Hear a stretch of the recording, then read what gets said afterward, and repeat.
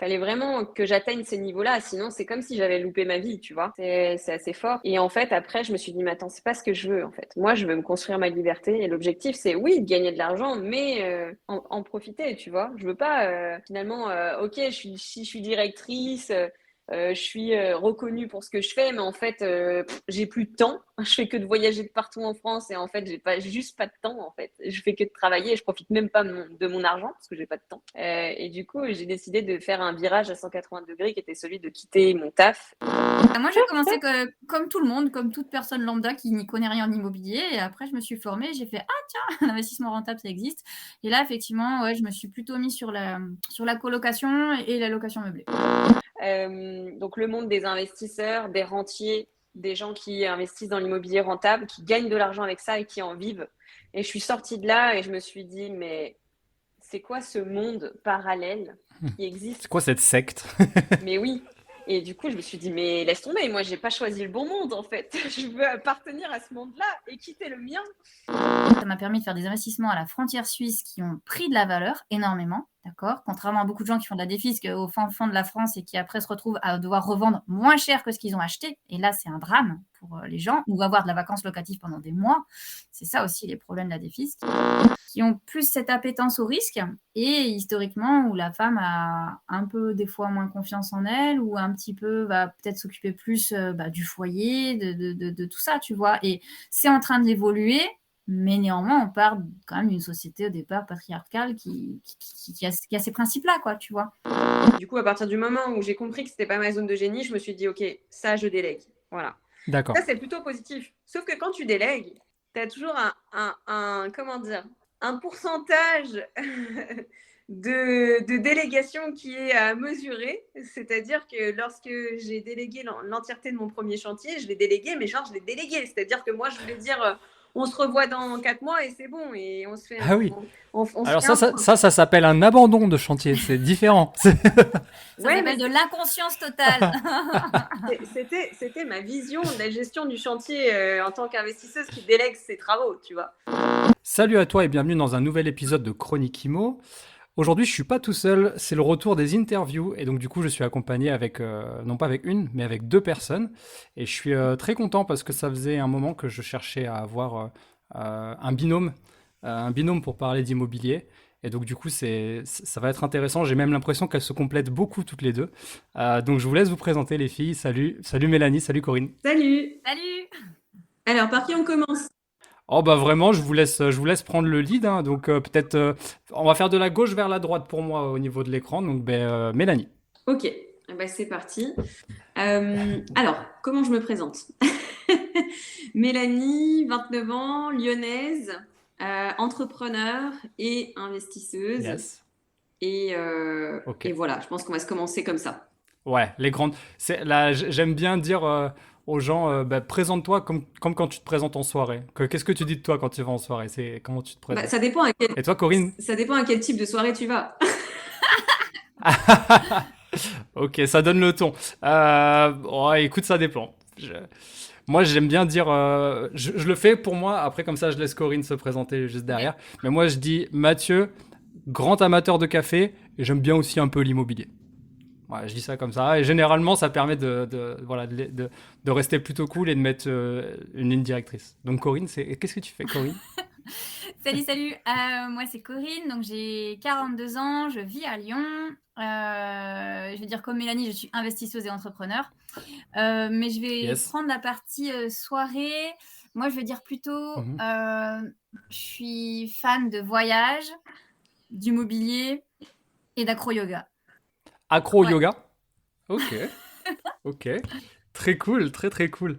J'aime beaucoup, mais je pense que je devrais le démocratiser pour toutes les interviews. Ça, je dirais maintenant aux gens, comment tu te présentes en soirée? Enfin, je pense que c'est un bon début. Ouais. Les filles, juste pour qu'on mette un petit peu de contexte, moi je vous connais de par les réseaux sociaux. Enfin, j'ai vu beaucoup de vos contenus. D'ailleurs, vous partagez un max, vraiment vous bombardez. Et je me demande comment vous faites avec seulement 24 heures par jour. Je pense que vous êtes toutes les deux hyper actives, sinon c'est pas possible. Euh, ou alors vous êtes hyper bien Ou organisées. les deux. Euh, ou les deux. Mais alors, du coup, moi, je vous connais de par votre entreprise comel.fr ou investir comme elle plutôt.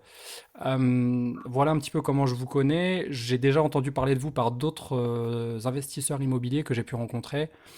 Donc, pour moi, c'est vraiment une belle opportunité de vous avoir dans le podcast et je tenais à vous réitérer dès maintenant le fait que je sois content et que je vous remercie de prendre le temps. Merci à toi. Est-ce que vous pouvez, s'il vous plaît, expliquer ce que c'est très rapidement ce que vous faites et le background de ça, en fait, comment vous êtes arrivé à investir comme elle, toutes les deux?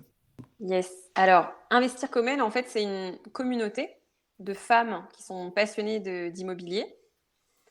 Et Ouais. après, l'histoire, alors moi, j'adore raconter cette histoire, mais c'est du vu et revu, mais c'est Gna pas gna grave. gna. Il y en a qui connaissent pas encore l'histoire. Allez, vas-y. En fait, à la base, avec Corinne, on s'est rencontrés sur un événement immobilier complètement par hasard. On Ouais. était toutes les deux passionnées d'immobilier et pour se nourrir des expériences des autres, on participait à des séminaires, voilà, des rencontres. Et on s'est rencontrés une première fois et en fait, donc il y avait très très peu de femmes à cette rencontre, je pense 3 sur 100 à peu près. Et du coup, Waouh. voilà, naturellement, moi je suis allée la voir en mode ah bah il y a une nana, je vais aller lui parler. Voilà, ça s'est passé comme ça. Euh, Ok. donc on s'est parlé assez rapidement, puis ensuite on s'est perdu de vue.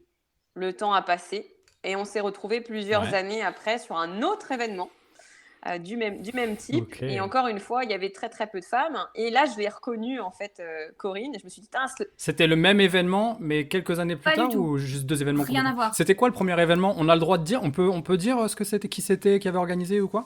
quel était le premier événement? Je m'en souviens même plus. Bah, moi, je sais, mais on peut couper du coup ou pas? Pourquoi? Parce qu'il n'y avait pas du tout 100 personnes. On était 25, on était à la cordée et c'était un truc organisé par Renaud Lagier. Ah ouais. Bon, bah alors Eh ouais, c'était le deuxième avec avec Maxence. Maxence, oui. Ah oui, Et bah j'ai là, on confondu était les deux. Ah, ok. au Crédit Lyonnais. Voilà.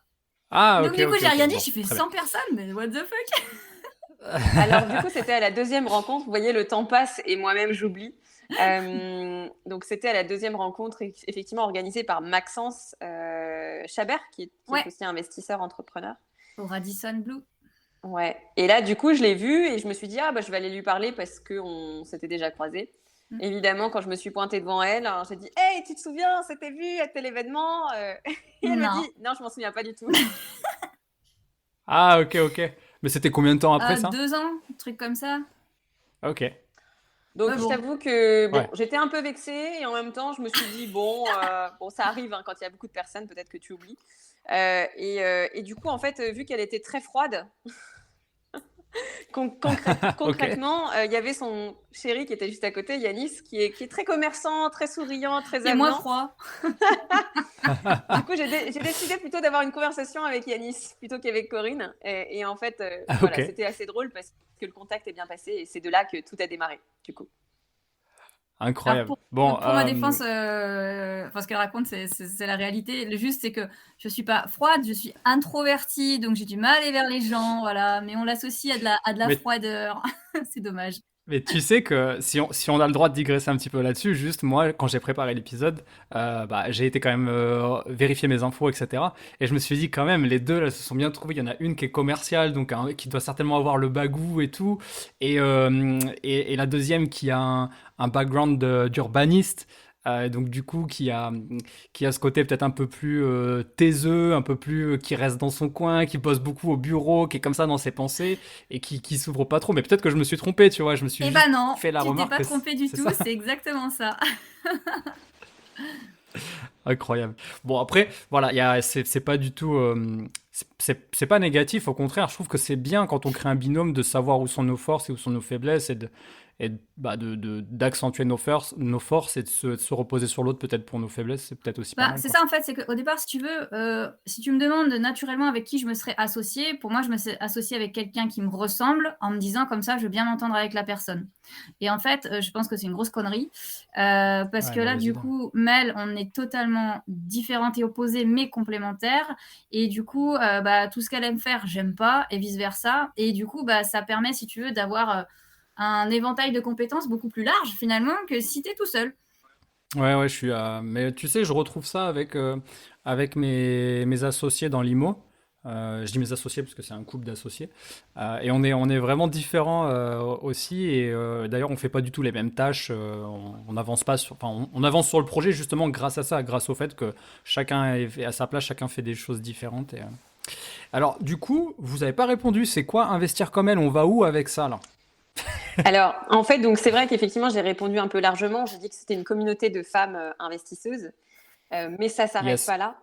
Ça s'arrête pas là. Ok. À la base, c'était seulement notre idée, hein. À la base, c'était juste de faire une communauté, d'être tous ensemble, de parler d'immobilier, de partager nos passions. Et en fait, au bout d'un moment, on a eu plusieurs demandes, peut-être de formation, d'aide, de coaching et tout ça. Et on s'est dit, bah tiens, ça pourrait peut-être être intéressant de créer un club. Et à la base, c'est ce qu'on a fait. On a créé en fait un club. Et, euh, et donc pour se retrouver, pour discuter de nos problématiques, de nos passions. Et après, de fil en aiguille, on a créé une formation, un accompagnement complet. Petit à petit, ça Ok. s'est vraiment structuré. Et là, aujourd'hui, on a Ok. vraiment un accompagnement béton qui permet aux personnes en fait de passer à l'action et d'aller chercher leur premier investissement rentable. Ok.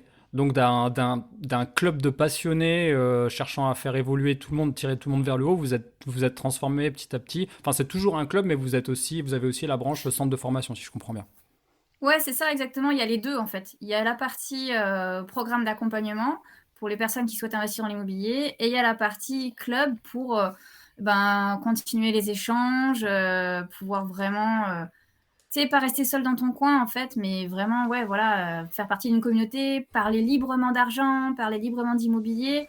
Et puis même créer, j'allais dire, des synergies, parce que tu vois, on a certains membres qui sont sur Paris et qui du coup après se retrouvent. Enfin voilà, ça, vraiment de plus être seul dans ton coin et d'avoir une vraie communauté.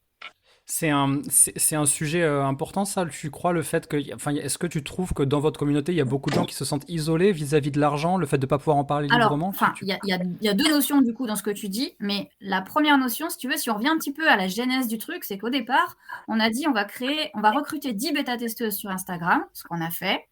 On a fait 3 réunions Zoom avec elles en disant, bah voilà, on a envie de créer quelque chose avec Mélanie, mais on ne sait pas trop quoi.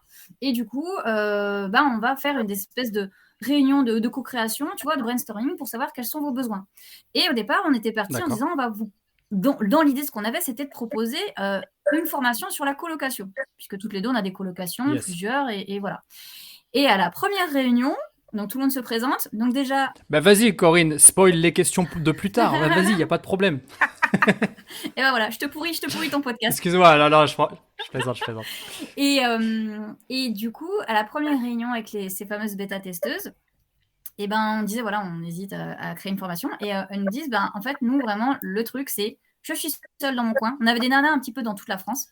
Et j'ai personne à qui parler. Mon entourage n'est pas investisseur, n'est pas entrepreneur. Même mon conjoint ne comprend pas ce que je fais ou ça l'intéresse pas ou voilà, ne me soutient pas. Et je suis seule et j'ai personne à qui parler.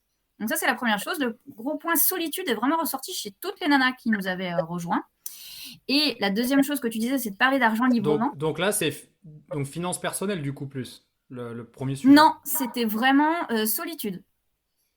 Voilà. Ok, donc mindset. Ok. Vraiment, c'était Accompagnement, le ça fait marche. de ne plus être seul et de pouvoir échanger librement sur l'immobilier. Et après, tu as parlé de la partie financière. Et effectivement, mais ça, on le sait qu'en France, parler d'argent, c'est assez tabou. On ne se dit pas combien tu gagnes, etc. Et on a voulu créer une communauté bienveillante. Donc, pas de questions débiles. Tu as toutes les questions que tu veux, tu peux les poser. Et la bienveillance s'applique aussi à la partie financière, pouvoir parler de l'argent. Ok, d'accord. Donc il y avait ces deux sujets. Il y avait donc du coup le fait que, en fait, ça c'est quand même vachement intéressant ce que tu viens de dire parce que vous avez utilisé le système des bêta-testeurs pour faire un produit de market fit plutôt que de lancer un truc et de se rendre compte que ça marche pas derrière. Donc vous partiez sur une formation, si je Ouais. comprends bien, et derrière, en fait, vous vous êtes rendu compte qu'en fait, attends, la formation, oui, mais en fait, ce qu'ils veulent d'abord, c'est être accompagnés, les gens. C'est exactement ça. On a fait ça plutôt que se créer un projet, un produit, puis après de se dire en fait il n'y a pas de besoin.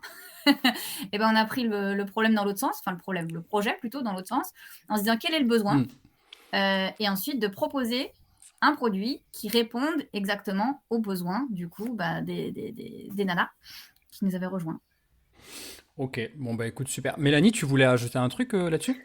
Oui, c'est intéressant le product market fit. Maintenant, en fait, on fonctionne toujours comme ça. Ouais. C'est-à-dire qu'à chaque fois qu'on lance un projet, au lieu de de le lancer pour nous faire plaisir à nous, ou pour satisfaire notre ego. On essaye toujours Plutôt la.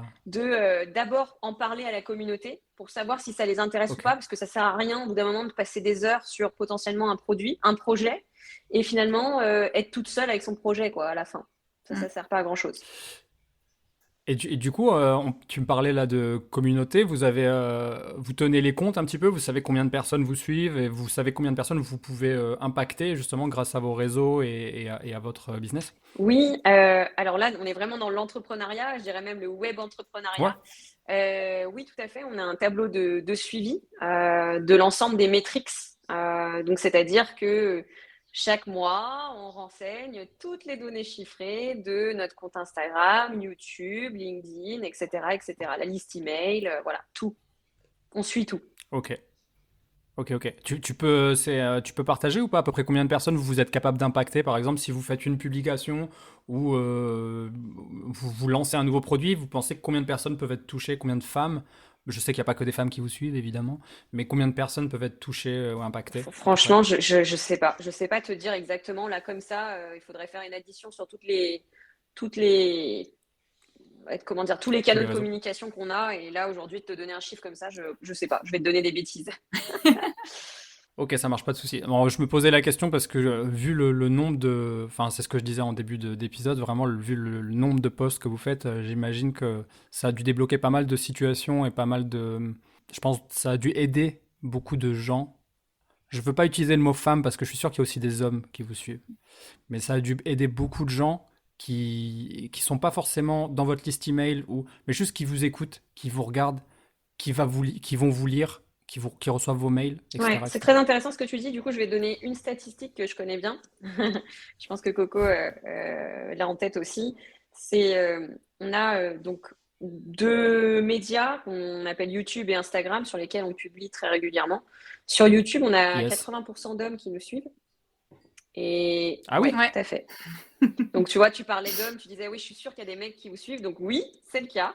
On a 80% d'hommes qui nous suivent sur la chaîne YouTube. Et sur Insta, c'est complètement l'inverse, c'est-à-dire qu'on a 80% de femmes qui nous suivent sur Instagram. Ok. Bon, Voilà. très bien. On cherche pas à l'expliquer, quoi. C'est Bah, comme on s'est ça. déjà posé la question, mais on n'a pas l'explication, donc c'est comme ça. Bon, ok, ok. On va rentrer dans les questions un peu plus IMO, parce que vous savez que moi, c'est mon dada. J'ai vraiment qu'on parle de ça. J'ai vraiment envie qu'on parle de ça, pardon, puisque de toute façon, c'est ça qui vous a réunis toutes les Yes. deux, je pense, aussi beaucoup. Notamment parce que vous êtes, avant d'être des entrepreneurs, vous êtes aussi des investisseuses et on va en discuter. Vous êtes peut-être pas au courant, je sais pas si vous le savez, mais vous avez l'obligation, malheureusement, c'est comme quand on va chez le curé ici, vous êtes obligé de poser votre main sur le livre magique d'I- de Chronique Imo. Et voilà, exactement comme ça. C'est pas très radiophonique, mais les gens peuvent s'imaginer. Et vous êtes obligé de dire, je jure qu'il n'y aura pas de bullshit. Ah, ok. Donc, je jure qu'il n'y aura pas de bullshit. T'as bafouillé. Je jure qu'il n'y aura pas de bullshit.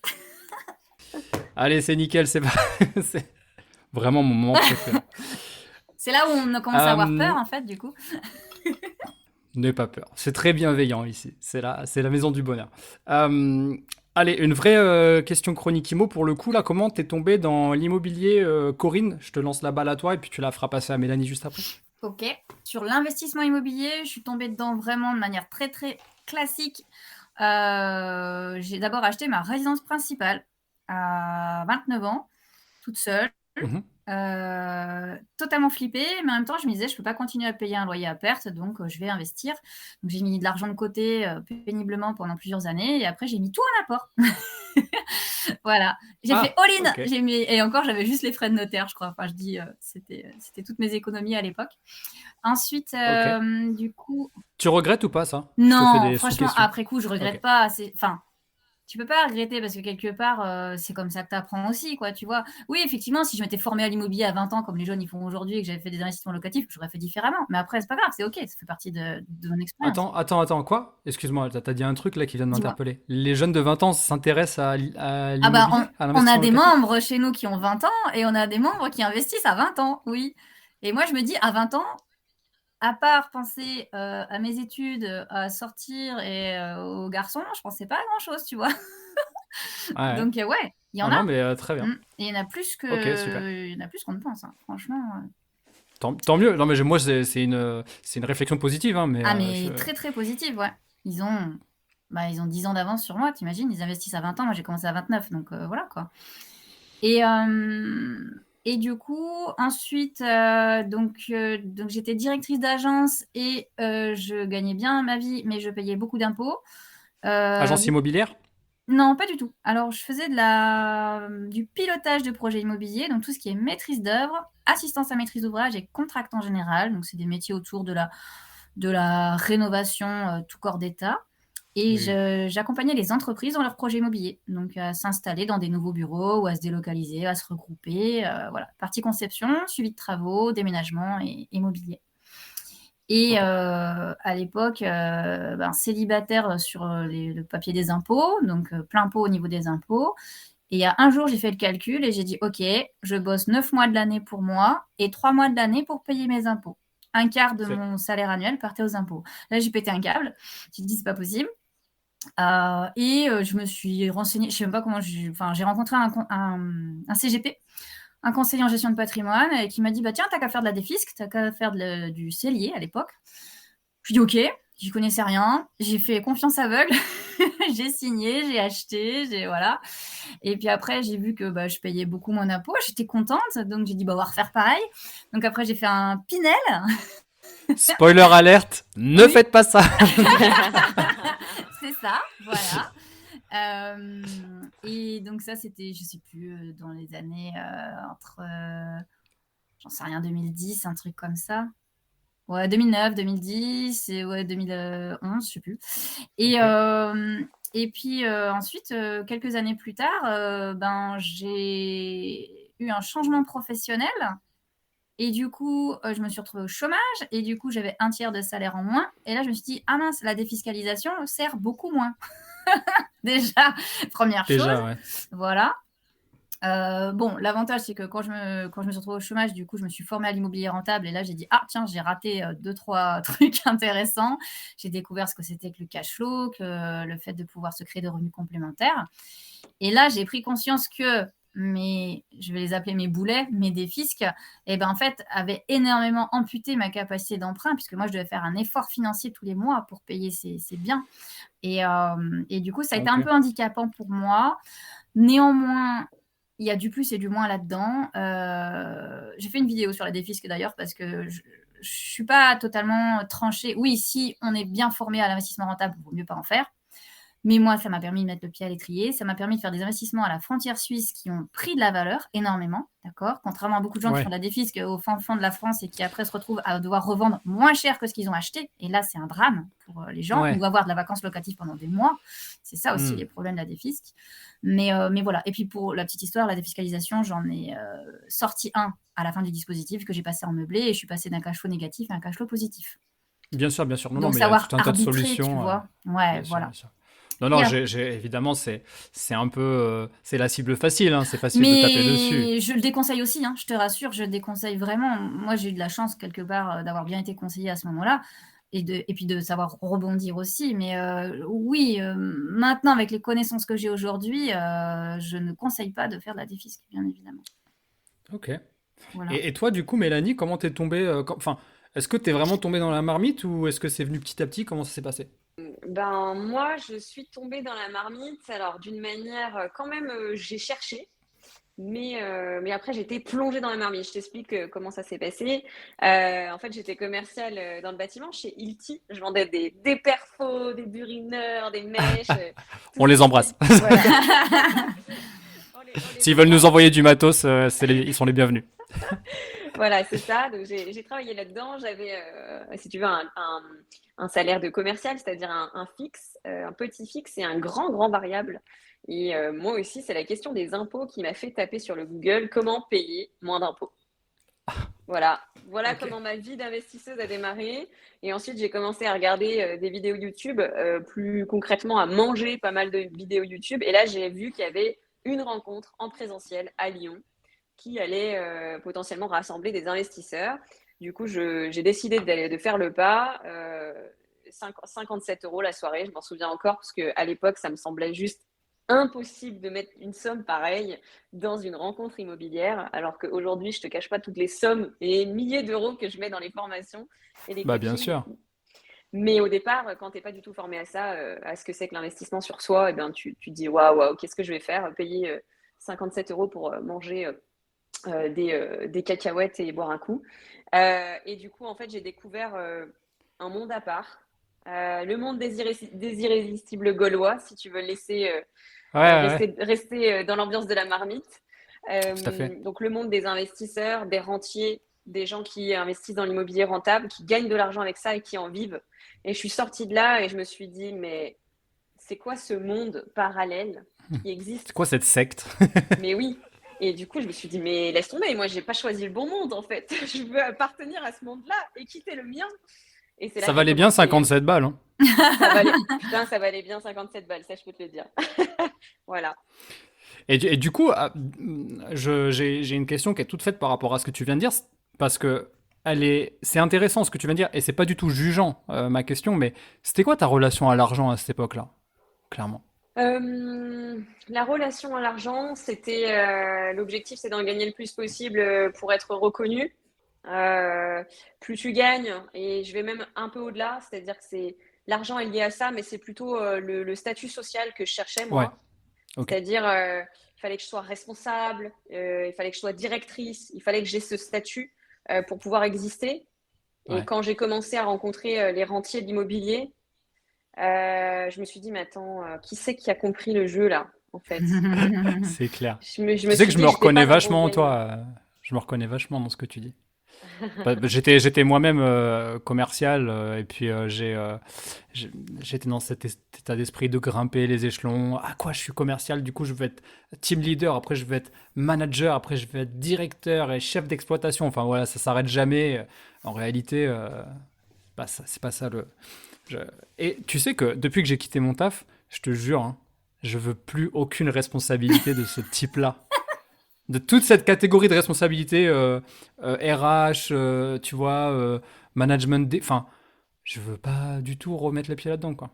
Ouais. Parce que, Ouais. Ben, parce que, Moi, je- c'est hyper intéressant ce que tu dis et du coup, ça fait une belle transition. Alors peut-être que je vais te manger une question que tu allais me poser après, mais moi, j'ai décidé de faire un virage quand même par rapport à ça, malgré le ouais, fait que dans ma tête, fallait vraiment que j'atteigne ces niveaux-là. Sinon, c'est comme si j'avais loupé ma vie, tu vois. je vois ce que tu veux dire. C'est assez fort. Et en fait, après, je me suis dit, mais attends, c'est pas ce que je veux, en fait. Moi, je veux me construire ma liberté. Et l'objectif, c'est oui, de gagner de l'argent, mais en profiter, tu vois. Je veux pas, finalement, ok, si je suis directrice, je suis reconnue pour ce que je fais, mais en fait, j'ai plus de temps. Je fais que de voyager de partout en France et en fait, j'ai juste pas de temps, en fait. Je fais que de travailler. Je profite même pas de mon argent parce que j'ai pas de temps. Et du coup, j'ai décidé de faire un virage à 180 degrés qui était celui de quitter mon taf et d'aller prendre un job alimentaire. Exact, j'ai vu ça enfin, sur le site, et je me suis dit, waouh, c'est vraiment, faut avoir un gros changement de mindset, faut avoir une grosse faculté d'adaptation, parce que tu as un côté pression sociale qui te revient, l'effet boomerang qui revient dans ta tête, qui te dit, oh, pendant toutes ces années, tu as trimé pour vouloir devenir manager, je sais pas quoi, et là, tu te prends un taf alimentaire sous prétexte que tu veux devenir rentier immobilier. Tu vois, il y a un peu le retour de bâton. Et moi, je me suis dit, waouh, vraiment, faut avoir un peu bah, je le dis, il faut avoir les couilles de le faire, voilà, tout simplement. Ben, Bravo, merci. bravo pour ça. T'avais fait quoi exactement? Tu veux en parler un petit peu? T'as fait quoi comme taf alimentaire? Ouais, j'ai bossé dans une boulangerie.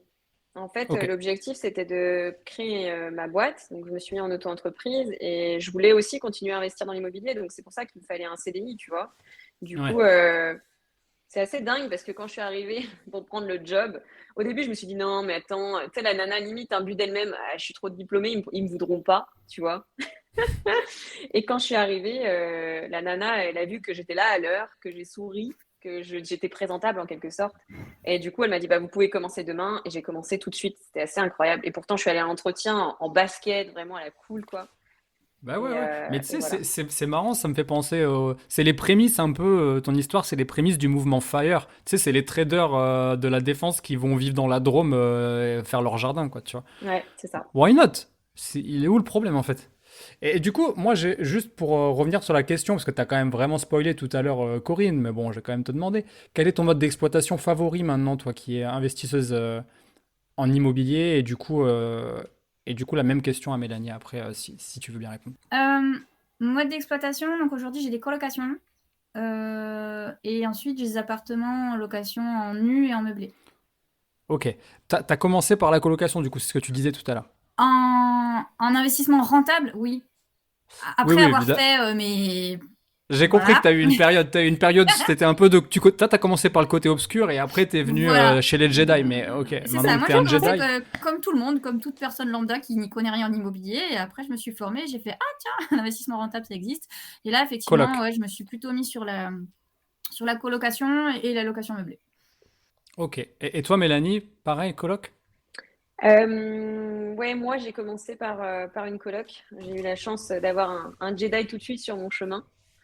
Mais ça m'a pas empêché de rencontrer parfois Dark. Ah ouais? Eh Ok. oui, eh oui. T'as fait tu veux dire que t'as eu des investissements un petit peu sombres? C'est pas des investissements sombres, c'est quand t'es pas, comment dire. J'ai une certaine capacité à faire confiance. Et quand tu démarres dans l'immobilier et que tu sais pas tout, tu sais Mhm. rien en fait. Bah, Ouais. tu fais confiance. Tu fais confiance en la personne qui t'a trouvé le bien, tu fais confiance en la personne qui va te faire tes travaux, tu fais confiance à tout le monde en fait. Et les travaux, ça a été une sacrée aventure pour moi, pour le premier investissement. Ah ouais? Gros sujet Mm. pour toi, les travaux? Gros Ok. sujet, ouais. Bon, on va en parler tout à l'heure des travaux. Du coup, un petit parallèle avec votre idée de départ d'investir comme elle, notamment les femmes. Est-ce que les femmes sont sous-représentées dans le monde de l'immobilier d'investissement? Et si oui, pourquoi elles sont... On en a un petit peu parlé tout à l'heure, mais est-ce que vous avez plus d'idées là-dessus? Vous qui animez une communauté quand même majoritairement composée de femmes. En fait, les femmes, il y en a plein. C'est juste que, alors, elles sont moins nombreuses, c'est un fait, mais elles se montrent moins surtout. Elles se montrent moins. Et ça, on l'a vu à partir du moment où on a commencé à les chercher, on les Mm. a trouvées. Au début, quand on a fait ce challenge des 50 interviews de femmes investisseuses sur YouTube, on s'est dit, oh my god, mais dans quoi on se lance? On va jamais les trouver, tu vois. Ouais. Parce qu'on s'est dit, mais d'abord, elles n'existent pas, tu vois. Et en fait, si, et elles existent et elles sont bien plus nombreuses que ce qu'on Ouais, pense. C'est ouais. juste qu'elles se Je te, montrent moins, c'est tout. je te le confirme. Je te C'est le ça. confirme. Après, enfin, l'immobilier, déjà, c'est très, très, très large. Parce que là, on parle de l'investissement locatif. Mais après, tu as la promotion, tu as l'immobilier tertiaire dont je parlais tout à l'heure. Ouais, Et il y a certains métiers où c'est essentiellement masculin. Je veux dire, par exemple, le monde des travaux, les entrepreneurs, hmm, les gars de chantier, 98%, c'est des mecs. c'est vrai. Les banquiers, par exemple, il y a beaucoup d'hommes, mais il y a quand même quelques femmes. Mais à l'inverse, je vais parler de mon métier dans le tertiaire. Les architectes, majorité des architectes, c'était des nanas. Ok, Architectes yes. d'intérieur, j'entends. Donc, c'est assez cloisonné, j'allais dire. Toi, tu as des métiers qui sont plus masculins, des métiers qui sont plus féminins. Néanmoins, si tu fais une espèce de moyenne globale, sur la partie investissement locatif, c'est quand même très, très masculin. Et on l'a vu encore une fois, on a dans nos contacts une expert comptable et qui nous donne le nombre de clients hommes et de clients femmes investisseurs. Et il y a beaucoup plus d'hommes que de femmes. Donc Ok. oui, en proportion, les investisseurs, il y a plus d'hommes. Ouais. Et donc du coup là, est-ce que vous avez une idée du pourquoi, du comment? Parce que bon, moi j'ai quand même l'impression, en fait, sur le podcast, là, quand des fois je fais des appels quand je pose des questions ouvertes et que j'ai des réponses, j'ai quand même des réponses de femmes. Donc je me dis, elles sont là, elles se font moins entendre, mais elles sont là, quoi. Bah, peut-être juste une histoire de tempérament, ressentent peut-être moins le besoin justement de se montrer ou de se faire entendre. Voilà, tu sais, c'est un peu la majorité silencieuse dont on parle, qui écoute les podcasts et qui reste un petit peu plus cachée. Est-ce que c'est une histoire de tempérament? Chez les entrepreneurs, il y a plus d'hommes entrepreneurs que de femmes, donc il y a une notion de prise de risque. Ok. Et j'aime pas faire des généralités, mais néanmoins, c'est quand même un petit peu ça. Les chefs d'entreprise, il y a plus d'hommes Ouh. qui ont plus cette appétence au risque et historiquement où la femme a un peu des fois moins confiance en elle ou un petit peu va peut-être s'occuper plus du foyer, de tout ça, tu vois. Et c'est en train d'évoluer, mais néanmoins, on part quand même d'une société au départ patriarcale C'est sûr. qui a ces principes-là, quoi, tu vois. Mais sans vraiment vouloir faire des généralités, mais plutôt des constatations, en Des fait, constatations, ouais, voilà. Mm. des états de fait. Euh, pourquoi la femme, elle serait moins représentée alors que j'ai l'impression que pendant des générations, c'est elle qui tenait le foyer, c'est elle qui tenait les dépenses du foyer. Moi, en tout cas, c'est peut-être biaisé, peut-être que j'ai tort, mais j'ai quand même souvent entendu des histoires de non, non, non, c'est moi qui garde la carte parce que si je lui laisse la carte à lui, il va tout dépenser. Oui, Bah oui, mais t'as résumé le truc. C'est le mec qui dépense. C'est le mec qui va bosser, c'est le mec qui ramène l'argent du foyer, et c'est la femme qui est une bonne gestionnaire. L'homme sait faire de l'argent et la femme sait le gérer. Mais alors Historiquement, c'est ça. justement, où êtes-vous, mesdames, où êtes-vous? Mais moi, je vous le demande. Non, mais dans le sens où, bon, je vais à tout un tas d'événements tout au long de l'année et je vois bien que les femmes sont représentées, il n'y a aucun souci Bien là-dessus. sûr. Mais je me dis que, en fait, la femme complètement stupide qui passe sa journée à faire les magasins, en fait, j'y crois pas, moi, à cette théorie. J'ai plutôt l'impression que c'est le contraire, elle est plutôt smart, elle va être capable de se priver sur certaines choses, elle compare vachement, elle connaît les prix des choses, elle fait plus attention, et je pense que ça fait d'elle une meilleure investisseuse. Même bah, si elle est moins représentée chez les investisseuses. Tu vois ce que je veux dire, Ouais, ouais, le paradoxe? complètement. nous, si on peut faire un parallèle quand même avec nos membres, les personnes qu'on accompagne, donc grande majorité de femmes, c'est clairement des leaders de leur vie, quoi. Mm. Tu vois? Hmm. J'utilise ce mot leader, c'est important parce que la plupart du temps, c'est des femmes qui vont être moteurs dans les projets en Oui. général, Dans le couple? dans le couple. Dans la vie Dans de le famille? couple Ouais. ou même seul. Dans leur vie, quoi. C'est Dans vraiment leur vie. c'est des fonceuses, quoi. C'est ça. Ouais, c'est des leaders en fait. Elles prennent les décisions, elles y vont. Elles mettent des actions en place et après elles ont des résultats forcément. Ok. Donc, du coup, il y a une partie des femmes qui a un tempérament plus leader et qui pourrait être plus associé à de la masculinité de manière Bah, plus générale, en, en fait. en fait, dans chaque femme, alors c'est marrant, on en parlait tout à l'heure. Ouais. Dans chaque femme et dans chaque homme, tu as un côté yin et un côté yang. Alors après, je suis pas une spécialiste, mais je vais te dire, je vais utiliser les mots simples. C'est chacun a une part de masculinité et de féminité. La part de masculinité, c'est celle qui va te pousser à passer à l'action, à toujours aller plus loin, plus vite, etc. La part de Ok. féminité, c'est celle qui va plutôt être dans la douceur, dans les arrondis, dans le prendre soin, prendre le temps, tu vois. Les Ok. émotions. Ok. Et en fait, si tu allies les deux et que tu vas chercher ce côté un peu plus fonceur chez la femme et qu'en plus de ça, tu lui mets le côté prendre soin, etc., je suis d'accord avec toi, ça en fait des excellentes investisseuses. Bien Voire sûr. même, je dirais, Yes. comme dirait Gilles Grimm, les meilleurs que les hommes. Gilles Grimm, petite référence, c'est un investisseur bien connu de la communauté des Jedi, qui est, bon, je sais même pas en fait, et qui a un patrimoine tout à fait remarquable en région parisienne, si je dis pas de bêtises. Tout à fait. Dans le monde entier, même, je dirais, hein, qui est un petit peu Alors, moi, je partout. connais sur Paris, mais après, je sais pas, peut-être que sûrement il a des investissements à l'étranger. Ok, ok, ok. Si on ramène vos investissements à vous, les filles, donc votre patrimoine immobilier, à la façon dont vous le gérez, est-ce que vous avez aussi la gestion, la gestion de votre parc, dans le sens, est-ce que vous faites les entrées, sorties, etc., des locataires, est-ce que c'est quelque chose que vous gérez ça? Oui, tout à fait. Alors, bah, pour ma part, donc moi, je suis associée à mon chéri, Olivier, avec qui je réalise des investissements immobiliers. Qu'on Donc au embrasse? départ, comment? On l'embrasse, on Qu'on l'embrasse. embrasse. Au départ, donc si tu veux, moi, je suis motrice en général sur les projets, je trouve les projets, etc. Et au départ, je Yes. faisais la gestion. Sauf que la gestion, ça me saoule, c'est pas mon truc. Et lui, il est Ok. bien plus performant dans la gestion que moi. Donc, c'est plutôt lui qui fait la gestion. Voilà, aujourd'hui, sur l'ensemble de notre parc, sauf sur les investissements qu'on fait en location courte durée, où là, on travaille avec une conciergerie. Ah, ok. Alright. Très bien. Donc, conciergerie dans le cadre de la LCD, le reste en gestion via ton chéri. Et toi, Corinne, Mélanie, pardon. Oui, non, Corinne. Je me mélange les pinceaux. Il n'y a pas de souci. Alors, moi aujourd'hui, je gère avec mon chéri aussi, Yanis, tous nos appartements. Toute la partie entrée-sortie, c'est plutôt moi qui l'a fait. État des lieux d'entrée-sortie, rédaction de bail, tout ça. Sauf on a un appart qui est un petit peu loin et du coup, on a trouvé un partenaire qui nous fait juste état des lieux d'entrée et de sortie. C'est tout. On fait tout le reste. Yes. Donc ça, c'est Mm, cool. mm, mm. On a mis un petit peu de temps à trouver. Et ensuite, sur toute la partie un petit peu maintenance, dès qu'il y a un petit truc qui ne va pas, etc. Mon chéri est très bricoleur, donc c'est plutôt lui qui passe. Et puis c'est sûr, en attendant, on a des colocs sur Lyon, donc c'est sur son passage. quand il va au boulot, donc c'est plutôt pratique. Et Ok. voilà, on se répartit plutôt comme ça. Lui, plus la petits travaux, couteau suisse, et moi, vraiment la partie administrative, recherche des locataires, entrée-sortie. Ok. Et, si, petite précision, j'ai testé à un Ouais, pardon. moment la mise en gestion.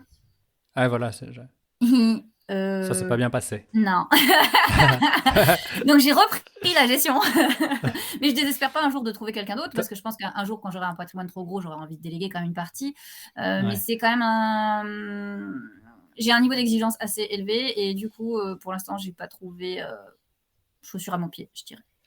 Et ouais, ok. Donc du coup, et toi aussi, Mélanie, du coup, tu as développé une allergie pour les agences immobilières ou pas du tout? Qu'est-ce Alors qui se non, fait j'ai pas que... spécialement développé d'allergie parce que j'ai pas eu, enfin j'ai pas fait la démarche pour travailler avec une agence immobilière en fait, tout simplement. Ok. T'as pas testé encore?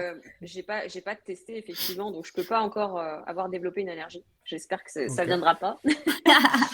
Ouais. Et aujourd'hui, avec l'agence enfin, la conciergerie, ça se passe super bien. Donc bon, après, ça fait 2 semaines que c'est en location, donc j'ai pas vraiment de recul à l'heure où on tourne ce podcast, quoi. Voilà. Yes.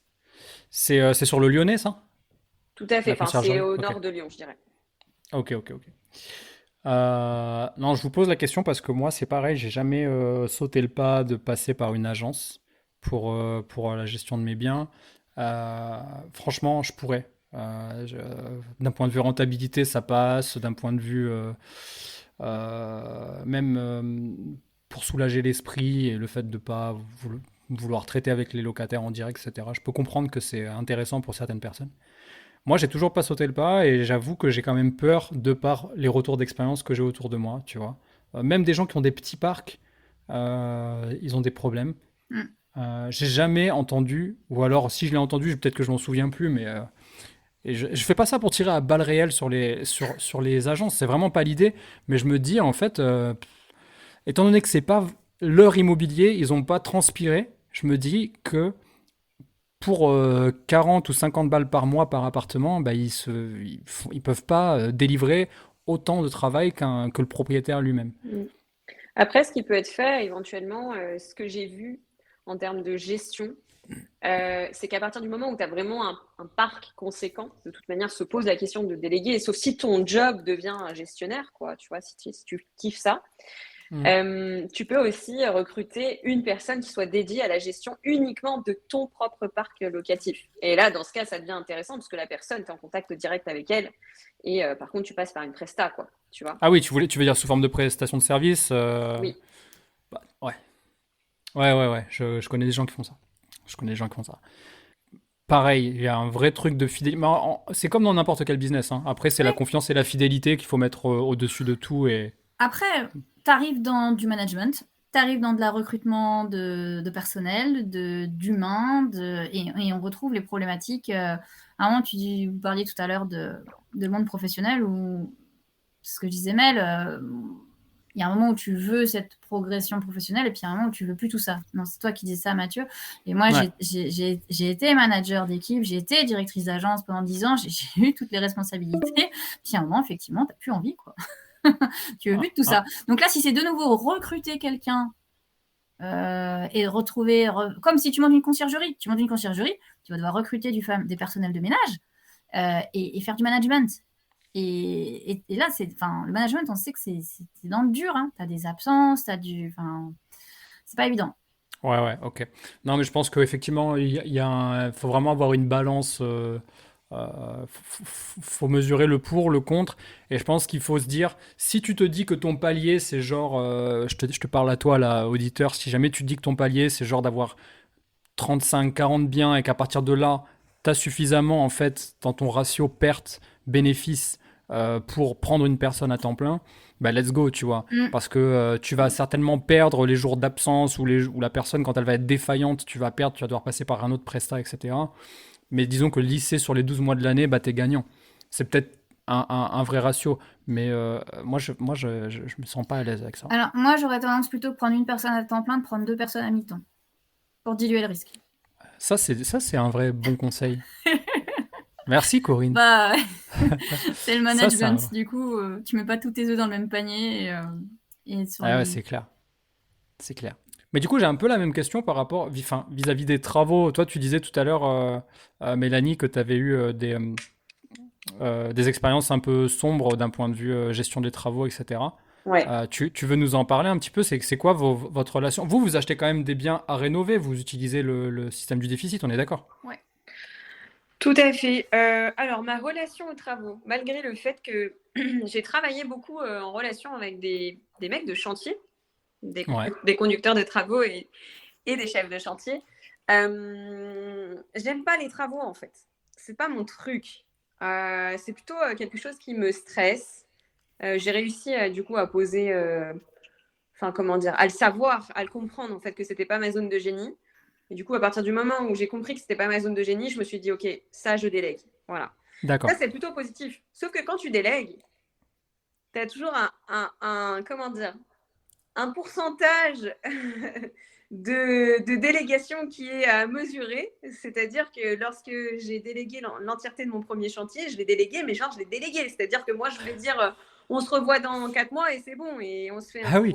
on se Alors fait un point. ça s'appelle un abandon de chantier, c'est différent. Ça Ouais, mais s'appelle de l'inconscience totale. c'était ma vision de la gestion du chantier en tant qu'investisseuse qui délègue ses travaux, tu vois, quand Yes, j'ai yes. commencé. Et en fait, je me suis rendu compte que ça marchait pas du tout mon affaire. Pas du tout, du Ouais, tout. Et donc, du coup, au lieu d'avoir un chantier qui devait durer 3 mois sur le papier, ça en a duré 9. Sauf que yes. c'était mon premier investissement et que quand tu démarres ton premier investissement, après, ça dépend de la situation de chacun, mais moi, j'étais récrac, j'avais fait all-in sur l'ensemble comment dire, de l'épargne que j'avais. Bon, je prenais pas trop de risques parce que j'étais hébergée à titre gratuit et que finalement, j'avais pas de crédit sur le dos autre que celui que je venais de faire, mais néanmoins, j'ai quand même pris un risque. Et du coup, je Hmm. me suis dit, mais waouh, comment ça se passe du coup si T'avais dû différer? T'avais dû différer là-dessus? j'avais dû différer, heureusement. Heureusement. Ouais. Ouais, ouais. Et toi, Corinne, la partie travaux, c'est quelque chose que tu as peut-être plus d'affinité ou pas Moi, j'adore avec les ça? travaux. Bah, si Ouais. elle aime pas, moi j'aime bien, hein. C'est Eh normal. ouais, il est Euh, là l'effet complémentaire. bah oui, moi j'adore les travaux. Enfin, si j'étais maître d'œuvre pendant 15 ans, c'est pas par hasard. Mais j'adore le pilotage des gros chantiers. D'accord.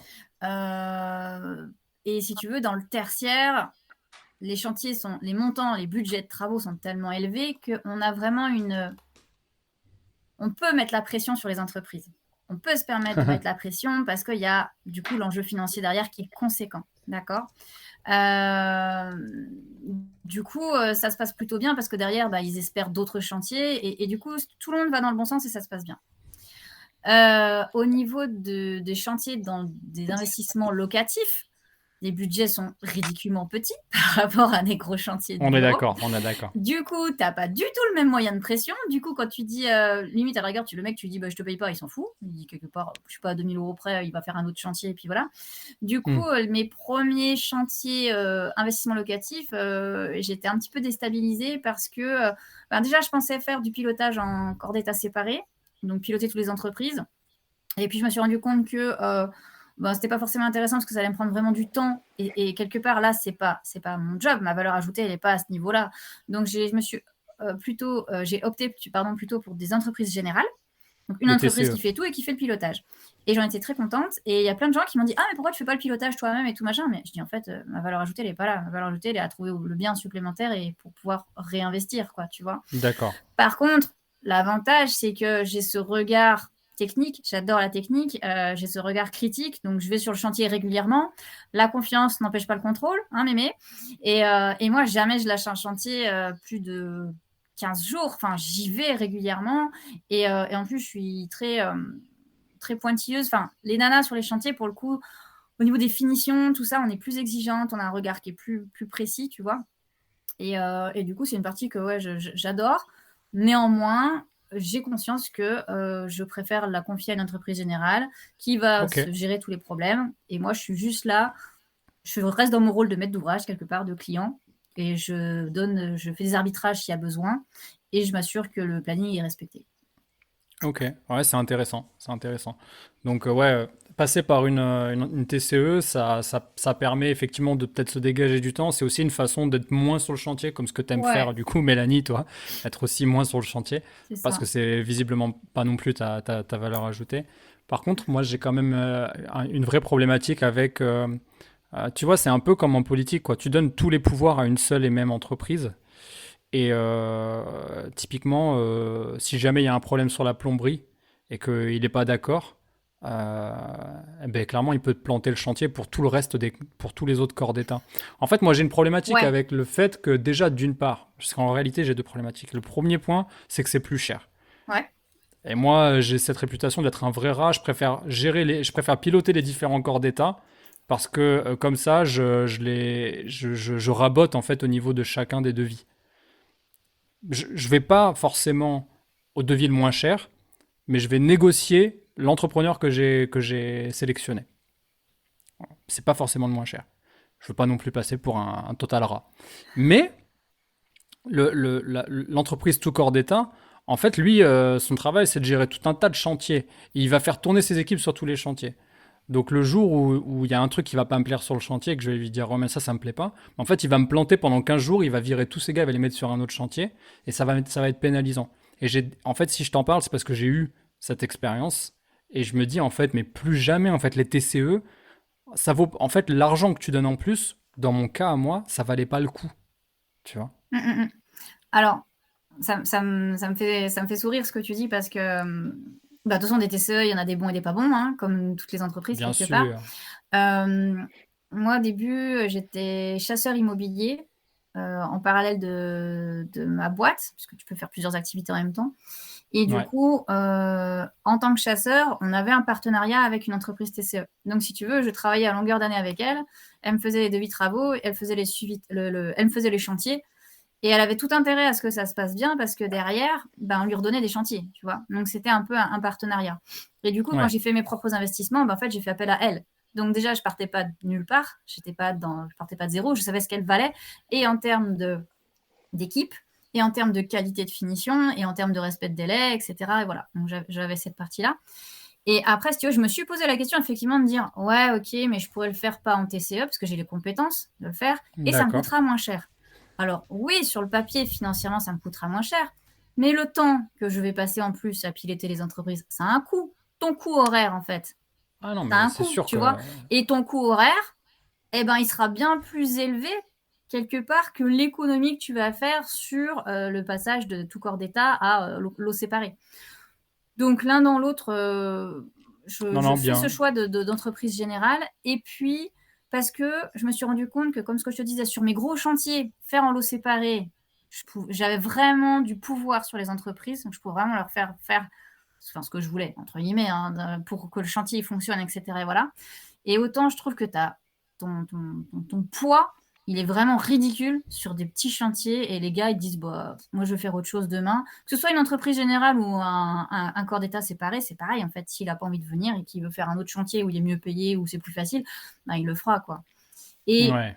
L'enjeu est minime pour. l'enjeu est minime. Et pour ton histoire d'assurance, je préfère avoir une seule entreprise qui a l'assurance de tout, si tu veux. Comme ça, s'il y a un dégât, ils ne se renvoient pas la balle les uns les autres. J'ai un interlocuteur et ils se Ah démerdent. oui. Ok, ouais, bien défendu. Donc, plomberie, j'ai un problème de plomberie. C'est ton plombier, je m'en fous. C'est toi, mon interlocuteur. Ton plombier, t'en as pris un, deux, trois sur le chantier, c'est pas mon problème. C'est toi qui Ok, gères. non, mais j'ai bien compris. Et j'ai ta décennale ou ta RC Pro, ça dépend quelle est la problématique. Mais voilà. Donc, pour l'instant, je suis partie sur cette solution. Sur tous tes Après, chantiers. sur tous mes chantiers d'investissement locatif, ouais. Mm. Et toi, Mélanie, c'est quoi, toi? C'est. Bah, moi, c'est une évidence que je prends une entreprise tout corps d'État, évidemment. Pourquoi? En fait, pourquoi je te dis que c'est une évidence? Parce que le fait de gérer les différents artisans, il faut avoir des compétences pour ça. Et je te parle pas de compétences humaines. Si tu veux, les compétences humaines, pour moi, c'est pas un problème. De discuter avec les gens, ça j'adore. Il n'y a pas de Ouais. souci. Tu vois, je pourrais très très bien discuter, trouver des compromis. Voilà, le commerce, ça je sais faire. Par contre, l'aspect technique de qui passe quand pourquoi, tu vois, ça Ça c'est un mine de peut-être de rien. les challenger, de les remettre un peu en question de temps en temps sur Ouais, et certains puis en fait, points. c'est Ouais, je vois juste ce que tu pas veux dire. mon job. Moi, ma vie, je vais la gagner bien mieux en allant faire le travail que je sais vraiment faire, plutôt que d'aller apprendre la plomberie, la peinture, même la peinture, tu vois. En fait, j'ai juste pas le temps. Je préfère mettre mon temps sur autre chose. Voilà. C'est une Ok. question déjà de temps et c'est une question aussi d'appétence. Il y a un moment donné, Je pense qu'il faut être honnête avec soi-même, se dire, OK, est-ce que vraiment j'ai envie d'apprendre? Et dans ce cas, c'est OK. Enfin, tu prends le temps d'apprendre et de développer de nouvelles compétences. Ou alors, tu te dis, non, c'est pas mon truc. Et dans ce cas, je délègue. Et bien sûr, je prends les risques associés. Moi, quand je passe sur mon chantier et que le gars, il positionne le plan devant les yeux, et c'est déjà arrivé, alors que je passe par un gestionnaire de chantier, François, qui est super, que j'adore. Et le gars, il me dit, bon, qu'est-ce que je fais? Je le mets où? Mais en fait, j'en sais rien et je m'en fous, en fait. Appelle François et c'est pas moi qui gère ça, tu vois. Et ça, si tu veux, ça fait du bien, quoi. Enfin, Ouais, ça te moi, permet ça de dormir m'enlève une sur tes deux pression. oreilles. Voilà, moi, je dors bien Ouais, le je soir, comprends. tu vois. Je comprends. Ah, c'est vachement. Vous défendez bien les TCE, franchement, les filles, bravo, hein. Si vous devez monter un business d'avocat pour les entreprises tout corps d'État, je pense que ça peut fonctionner. Non, mais c'est intéressant pour l'auditeur parce que là, celui qui a l'habitude de m'écouter, il sait très bien que moi, je suis team travaux. Je suis team on y va. Allez, tu te mets ton bleu de travail, t'arrêtes de rouspéter et arrête. Mets-toi un peu les mains dans le cambouis et après, tu délègueras sans aucun problème. C'est mon point de vue. Et votre point de vue, il est hyper pertinent aussi, tu vois. Et je comprends qu'en fait, ça va surtout dépendre de la trajectoire de vie, de là où tu en es peut-être dans tes investissements, et surtout de qu'est-ce que tu as envie. Tu disais tout à l'heure, à l'instant, Mélanie, tu disais, faut pas se mentir à soi-même.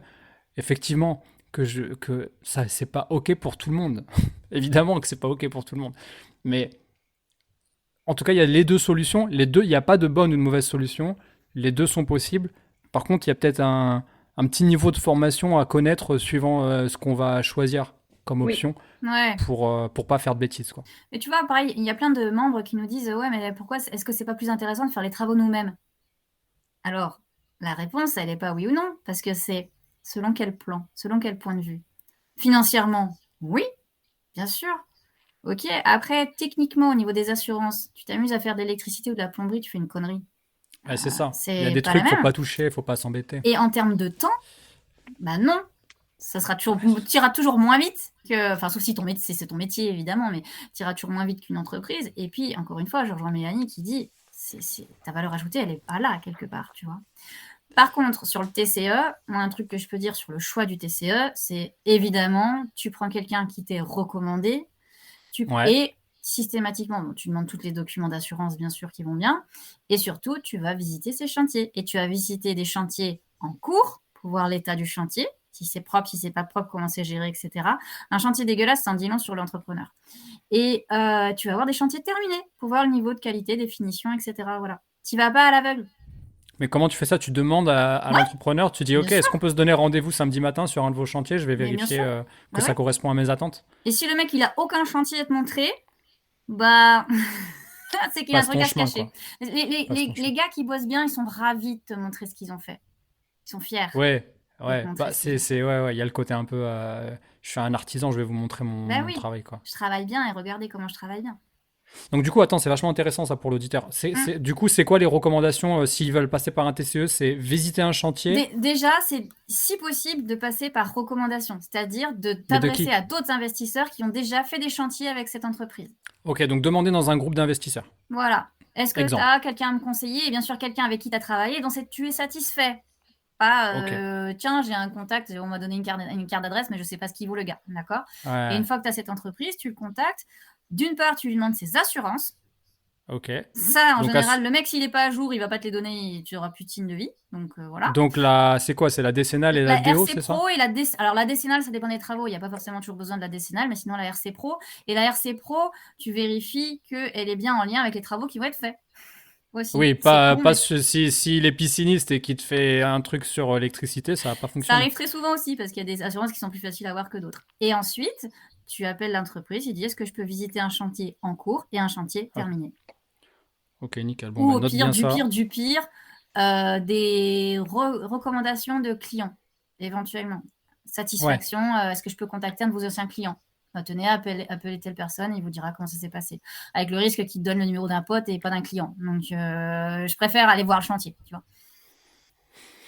Ok, bon, très bien. Ça, c'est des vrais insights bonus pour les auditeurs, parce que je pense que c'est une question qui se pose beaucoup. Bien sûr. Parce qu'on est d'accord que de toute façon, faire de l'investissement immobilier rentable, ça passe forcément dans l'ancien, en tout cas par les travaux, enfin une quantité de travaux importants. Oui.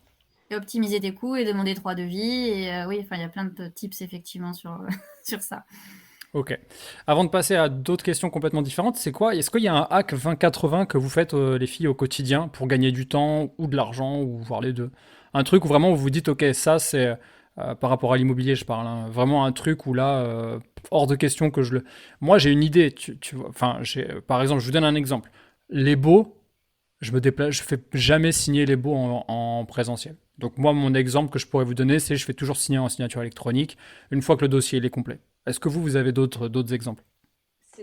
C'est bien ton exemple sur les baux. Moi, je fais pareil, je fais des baux électroniques aussi. Un autre exemple aussi, c'est les visites groupées. Ok, Alors, il y en a qui aiment, il y en a qui n'aiment pas, mais néanmoins, c'est un vrai hack gain de temps. tu Euh, m'étonnes. quand, quand j'ai commencé à investir dans l'immobilier, je faisais les visites vraiment écartées, limite d'1 heure de chaque visite, parce que j'avais trop envie de prendre le temps de rencontrer chaque personne. Sauf que dans la réalité, en fait, les jeunes, ils s'en foutent, ils sont pas engagés, et surtout, ils ne te contactent pas pour te dire qu'ils ne viennent pas. Tout le monde s'en fout, en fait. C'est Donc, clair. du coup, bah, j'avais des gros trous dans la journée. J'avais un rendez-vous à 14 h, puis un autre à 17 h. Le reste du temps, je faisais rien. J'attendais patiemment. Alors, bien sûr, j'avais du travail, mais néanmoins, j'attendais patiemment. Et, et du coup, un jour, j'avais entendu ça sur une vidéo. J'avais vu visite groupée. Je m'étais dit, tiens, je vais tester. Et en fait, ça avait super bien fonctionné. J'avais rempli Ok. 3 chambres sur 4 avec cette technique en une demi-heure. Et du coup, tu penses que ça fonctionne hors coloc? Parce que je comprends que ça se prête bien au coloc, Oui. peut-être aussi dans une ville d'une certaine taille. Et encore, je sais même pas si c'est un vrai critère, mais est-ce que, genre, imagine un T4 ou une maison, ou enfin, tu vois, un Bah, appartement pour une famille, est-ce que tu te vois faire visiter plusieurs familles en même temps? Tu vois l'idée? non, ça, c'est pareil. Évidemment ta question, elle est intéressante, elle est pertinente. C'est qui ton prospect en face. Si bien Ouais, sûr tu as une maison familiale, évidemment que tu vas prendre le temps de rencontrer la famille. Tu fais pas venir 4-5 familles en même temps, sinon la personne, tu vas pas pouvoir connaître les personnes. ouais, Et puis en plus, au niveau de la qualité de la visite, c'est pas terrible, quoi. Tu vois. ouais. Non, non, mais je voulais me faire confirmer par toi quand même parce que j'ai vécu un truc pas cool où en gros j'ai un studio où. Putain, d'ailleurs, ça me saoule les studios, le turnover il est infernal, mais enfin bon, c'est un autre sujet. Euh, j'ai un studio où j'ai mon locataire qui est parti, du coup il est parti le matin, l'après-midi, le temps de le faire nettoyer, l'après-midi je lance les visites et je me laisse tout le temps, ouais, une demi-heure, c'est un studio, donc une demi-heure de battement c'est largement suffisant. Sauf que la personne était en retard, du coup elle est arrivée à l'heure de l'autre, du coup ils ont visité ensemble, et en fait c'était la pire expérience quoi. Deux personnes qui viennent en plus des gens de leur famille dans un studio, enfin ça fait 25 mètres carrés en fait, il y a trop de gens pour si peu d'espace, n'importe quoi. Donc ouais, non, moi je suis pas, je suis. Par contre pour les colocs, oui effectivement, t'as de l'étudiant, t'as des gens qui n'ont pas le temps, qui se fichent en fait de la condition de visite. Ils veulent juste vérifier que ça correspond à. Est-ce que ça va être près du métro, là où ils vont devoir aller. Enfin, j'imagine juste que c'est pratique en fait. Ouais, après, attention, hein, il y a aussi des colocataires qui viennent avec leurs parents, hein. Oui, Donc, en fait, je pense que c'est plus toi, c'est-à-dire que comment tu es capable d'accepter le fait qu'il y ait plusieurs personnes et de gérer aussi le fait qu'il y ait plusieurs personnes qui viennent dans ton appartement. Ça veut Hmm. dire que potentiellement, en fait, tu vas faire visiter une pièce et puis tu en as toujours un curieux qui va être ailleurs dans l'appartement. Ouais, Donc ça, comment tu l'acceptes et comment tu le gères? ouais, ouais. J'avoue que là pour le studio, en fait, j'ai demandé à une personne de rester à l'extérieur juste vraiment 5 minutes, quoi. Le temps. Mais bon, les gens, ils ont beau dire oui, ils viennent quand même mettre leur. En fait, c'est toujours cette histoire de gestion de l'humain. C'est toujours très difficile, la Hmm. gestion de l'humain, dans tous les contextes.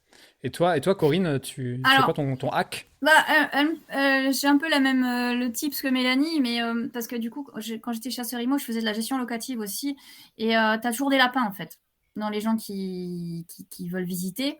Donc, au début, je faisais un peu en colocation, pareil, toutes les demi-heures, une personne, une personne, une personne. Sauf qu'après, bah, j'avais des trous et tout machin, donc ça m'a saoulé. Donc déjà, il y a visite groupée, tous en même temps. Et il y a grouper les visites, c'est-à-dire que sur un créneau de 2 heures, tu fais passer plusieurs personnes. D'accord. Donc, déjà, c'est deux choses différentes quand même. C'est Ouais, ouais, en ouais. même temps ou les unes après les autres. Et en gros, je sais que j'ai une de mes colocs, comme ça, j'ai fait visiter, je ne sais plus, ils étaient 5-6. En fait, ce qui est rigolo, c'est que sur les 5-6, il y en a plusieurs qui ont sympathisé et tout. Et du coup, j'ai rempli mes colocs, mes 4 colocs en une visite de. Ils étaient peut-être pas 6, peut-être 6, 7, je sais plus. Et voilà, donc ça, franchement, c'est pas mal. Par contre, sur un studio, une Ouais. maison, je te rejoins de. vraiment groupés sur une période courte, mais pas en même temps. Par contre, ça me pose aucun problème à la personne qui a une demi-heure de retard de lui dire, bah écoutez, soit je suis désolée, vous avez raté votre créneau, donc je vais d'abord faire la visite avec la personne qui a respecté l'horaire, Qui est à l'heure, et vous passerez après. Ou alors de dire, est-ce que vous pouvez patienter un petit peu, tu écourtes l'autre, mais je ne les fais pas passer en même temps. Si c'est un studio, une maison, tu vois, une famille, tout ça, j'évite. Mais en plus, comme ils se croisent, ça met un petit peu quand même le côté pression, quoi. Ouais, c'est gênant, j'aime pas Alors, trop. hack, je vais parler plutôt de la partie gestion administrative. Yes. J'adore, C'est quoi tes Mélanie. secrets? Alors moi, je suis quelqu'un de très organisé et j'adore ça, donc c'est facile pour moi. Et en gros, les apparts que tu as en LMNP, tu dois faire une comptabilité. Chaque année, tu dois fournir une liste de documents astronomiques à ton comptable. Et moi, mon tips, ça me paraît con, mais en fait, quand j'en parle à d'autres, je vois que pas grand monde le fait, donc je me dis finalement, c'est peut-être un tips. C'est qu'en début d'année, au 1er janvier, je crée un dossier, genre, je sais pas, 2022. Ouais. Et que dedans, j'ai 18 ou 19 sous-dossiers et je vais avoir facture EDF, facture téléphone, les loyers perçus, les tableaux d'amortissement, ma pièce d'identité, enfin tout ce que le comptable va te demander. Donc ce qui est cool, c'est que d'une année à l'autre, en plus, il y a des documents, c'est toujours les mêmes, donc tu reproduis. Et en fait, dès que j'ai un document, je range dedans. Ce qui fait qu'au moment où je dois sortir le truc au comptable, j'ai juste à faire zip et je balance au comptable. Mais genre, tu as une facture dans l'année, tu as des travaux à faire dans un appartement, tu as des factures de travaux, Ouais. format papier. Ouais. En fait, ça veut dire que dès le moment où tu as la facture, tu la traites, tu la mets dans ce Bien dossier. sûr. C'est ça? Je scanne, je mets dans le dossier. Et je l'oublie. Je la laisse tranquille. Et ouais. J'ai jamais de papier qui traîne. Mais t'as... Et ce qui est rigolo, c'est que là, tu vois, on est en train de faire je suis en train de terminer, donc j'en ai fait déjà 2 sur les 3, j'ai terminé. Et la troisième, en fait, là où j'enquiquine mon chéri, qui lui n'était pas du tout comme moi, c'est que, en fait, tu sais, tu as tout ce qui est trajet. Donc pendant l'année, tu vas à un déplacement pour aller à ta coloc pour faire telle et telle chose. Donc moi, mes trajets, ils sont listés, ils sont notés. Et en fait, je lui cours après pour avoir les siens. Et là, il faut qu'il recherche et tout, machin. Et c'est l'horreur. Alors que si tu fais au fur et à mesure, c'est tellement plus simple. C'est tellement, mais ça paraît en fait bête. Oui. La façon dont tu le dis, ça paraît tellement normal. Oui. Mais c'est juste que en fait, ça demande de faire preuve de rigueur. Dès le début, et d'avoir une arborescence dès le départ. Et je sais que j'ai une copine comme ça, je lui ai montré mon arborescence, elle me fait waouh. Je dis, mais c'est juste des dossiers et des sous-dossiers, hein. Je n'ai pas inventé la poudre. Hein. Mais du coup, et en plus, c'est toujours la même chose chaque année. Donc après, tu reprends le même dossier, tu le vides et tu remplis au fur et à mesure. Après, bon, j'ai d'autres tips encore pour optimiser le truc, mais ouais. Ouais, garde-en. Mais franchement, bravo les filles, c'est 2 trucs vraiment, vraiment puissants. Donc pour Mélanie, c'est les visites groupées. Et pour Corinne, c'est traiter à chaud les factures, peu importe quel type de facture, et se créer une arborescence pour que le jour où ton comptable t'envoie ton petit mail sympathique pour te dire envoyez-moi le dossier du LMNP numéro 2. C'est ça. Ça soit tout prêt. C'est ça. J'embrasse mon comptable qui va prendre peur quand il va recevoir les documents très bientôt. Ok, très bien, super. Franchement, merci pour ces retours. Je voulais poser une question par rapport à d'autres véhicules, parce que du coup, vous avez parlé de la coloc. Moi, c'est un mode d'exploitation que j'utilise pas. J'ai pas d'atome crochu avec la coloc, même si je trouve que c'est très bien. Et d'ailleurs, j'ai plein de potes qui font ça et ça marche très bien. D'ailleurs, vous aussi, j'ai l'impression que ça cartonne pas mal. Mais je voulais vous demander si vous faisiez aussi des opérations un peu plus foncières, dans le sens où c'est par exemple de l'achat-revente, de l'opération de marchand de biens, de la division de l'eau. On en entend quand même de plus en plus parler. Et je voulais savoir si c'était des véhicules d'investissement qui vous intéressaient aussi. Alors, je vais répondre. Alors, pour la partie marchand de biens, donc pour moi, c'est plus un nouveau business, si tu veux. C'est pour moi, devenir marchand de biens, c'est créer un business. Donc ça veut dire qu'il faut y allouer du temps, il faut se former, voilà. Moi, aujourd'hui, je ne suis pas encore marchand de biens. Je ne dis pas encore, ça ne saurait tarder. Voilà. Okay. Ça, c'est pour la partie marchand. Et ensuite, c'était quoi ton autre question ? Non, c'était ça. Hein, c'était savoir si vous lanciez aussi des opérations d'achat-revente. Alors, j'ai utilisé le terme marchand de biens Bon, après, il y a d'autres façons de faire de l'achat-revente. On n'est pas obligé de faire sous forme de marchand de biens, mais disons que quand on commence à se professionnaliser, à un moment donné, il faut faire les choses correctement, quoi. Tout à fait. Après, la professionnalisation de l'activité de location, elle passe aussi peut-être par des sociétés, par la création justement de business en fait, hein, de structures commerciales qui demain vont pouvoir t'apporter des fonds pour aller rechercher du locatif et faire encore grossir ton patrimoine, tu vois. Et pour moi, le marchand de biens, l'achat-revente, en tout cas en tant que professionnel, en société, ça permet aussi ça. Ça permet de dégager du cash rapidement entre parenthèses, parce qu'il faut quand même le temps de faire l'opération, évidemment, entre Ouais. 6 et 1 an et demi, en fonction de si tu fais des travaux ou pas dedans. Mais Hmm. néanmoins, ça permet en fait de quand même construire encore, de faire grossir encore ton patrimoine locatif si tu souhaites continuer le locatif. Mais ça, c'est avec n'importe quelle structure commerciale, ce que je remarque, si tu utilises le mot professionnalisation, pour moi, ce que je remarque, c'est qu'au bout d'un moment, il faut construire un business, en fait. Ok. Je suis content parce que tu vois, c'est exactement là où je voulais t'amener. Je suis en train de m'améliorer en podcasting, les gars, vous avez pas idée. Non, mais c'est ça, l'idée, c'est que, en fait, il y a quelques temps, j'ai reçu une question, est-ce que je suis plus pour de l'achat-revente ou pour de la question était précise, c'était d'ailleurs la colocation. Mais en gros, ça oppose du coup le locatif à l'opération de culbute en fait en immobilier. Et moi, en fait, j'oppose pas du tout les deux. Pour moi, c'est complètement complémentaire. D'ailleurs, je trouve que c'est bien parce que c'est des vases communicants, comme tu le disais tout à l'heure, Mélanie. Tu peux prendre du cash sur une OP où tu as bloqué de l'argent pendant un an, et une fois que ça ressort, eh ben, hop, tu alimentes un petit bien en locatif, un apport pour du locatif, ou lever plus de dettes, je sais pas, peu importe. Mm, Qu'est-ce c'est que t'en ça. penses, toi, Corinne? Ouais, moi je suis assez d'accord que c'est complètement complémentaire. C'est-à-dire que pour moi, l'investissement locatif, c'est ton fond de tarte. C'est des revenus récurrents tous les mois qui tombent, tu maîtrises ton cash flow, voilà. L'achat-revente, c'est plus du ponctuel, parce que mine de rien, il y a quand même. Alors, oui, ça prend moins de temps en globalité, mais il y a quand même un gros travail de recherche, et ça prend du temps. Le plus compliqué, c'est de trouver le bien, hein, en fait. Après, une fois que tu as trouvé Ouais, le on est bien, d'accord. ça va. Voilà. Et du coup, si tu veux vivre uniquement sur du marchand de biens, eh ben, ça va te prendre quelques années parce que tes premières opérations, déjà, tu vas peut-être pas te faire financer par la banque, donc tu vas les faire en fonds propres. Donc déjà, il te faut un apport. Donc si tu n'as pas cet apport, il faut déjà te créer cet apport. Soit tu fais, je sais pas, un achat-revente de ta résidence principale, par exemple, ou alors tu investis dans du locatif et avec du cash flow, ça te fait ton apport. Voilà. Mm. Et après, une fois que tu fais ta première OP ou tes deux premières OP, en fait, tu vas pas taper dedans pour en vivre. Logiquement, tu vas faire grossir la boule de neige pour ensuite aller sur des opérations plus grosses, pour pouvoir ensuite être finançable par les banques, etc. Donc, pour en vivre, il faut quand même quelques années, d'accord.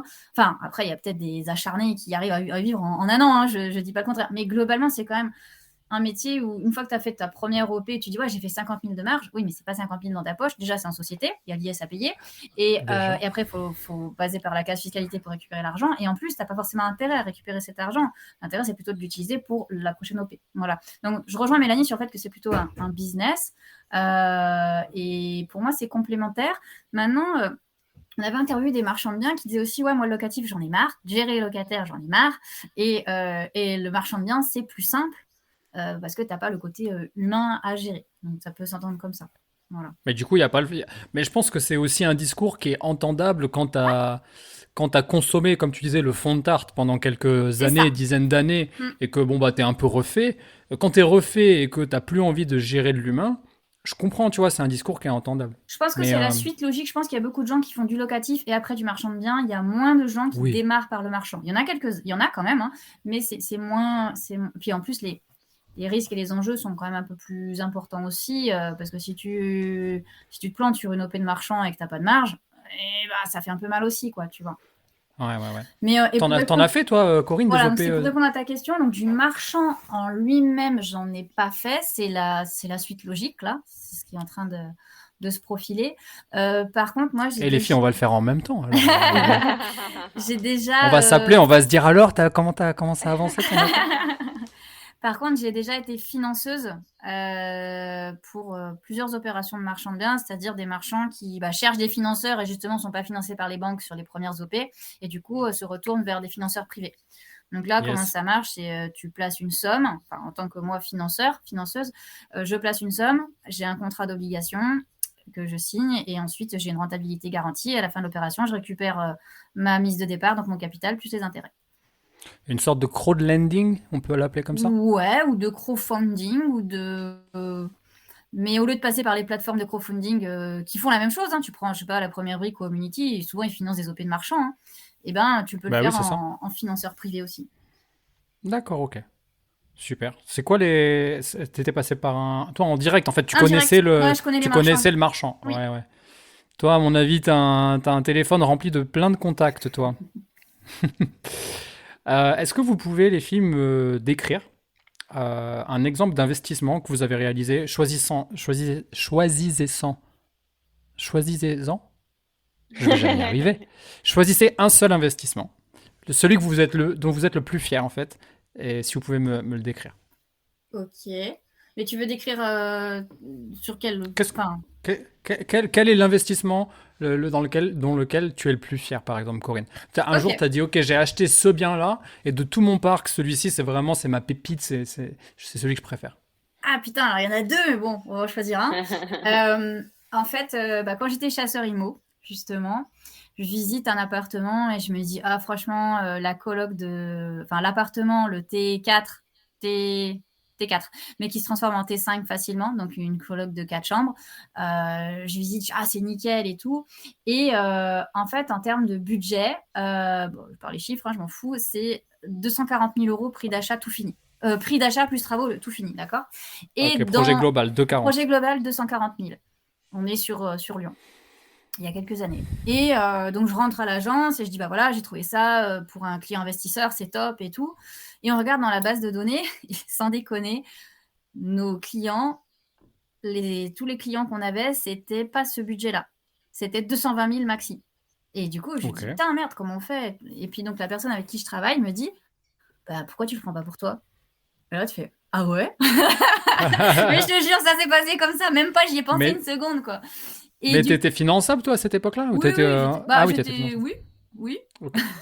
Alors Non, je vais parce que dire des non fois, quand parce on que est chasseur, on est en micro, et donc du coup, si on n'a pas une activité salariée à côté, c'est compliqué de se tu faire veux tout financer. savoir. J'étais au chômage, j'étais en création d'entreprise, j'avais pas 3 bilans avec ma SAS et en parallèle, j'étais auto-entrepreneur chasseur IMO.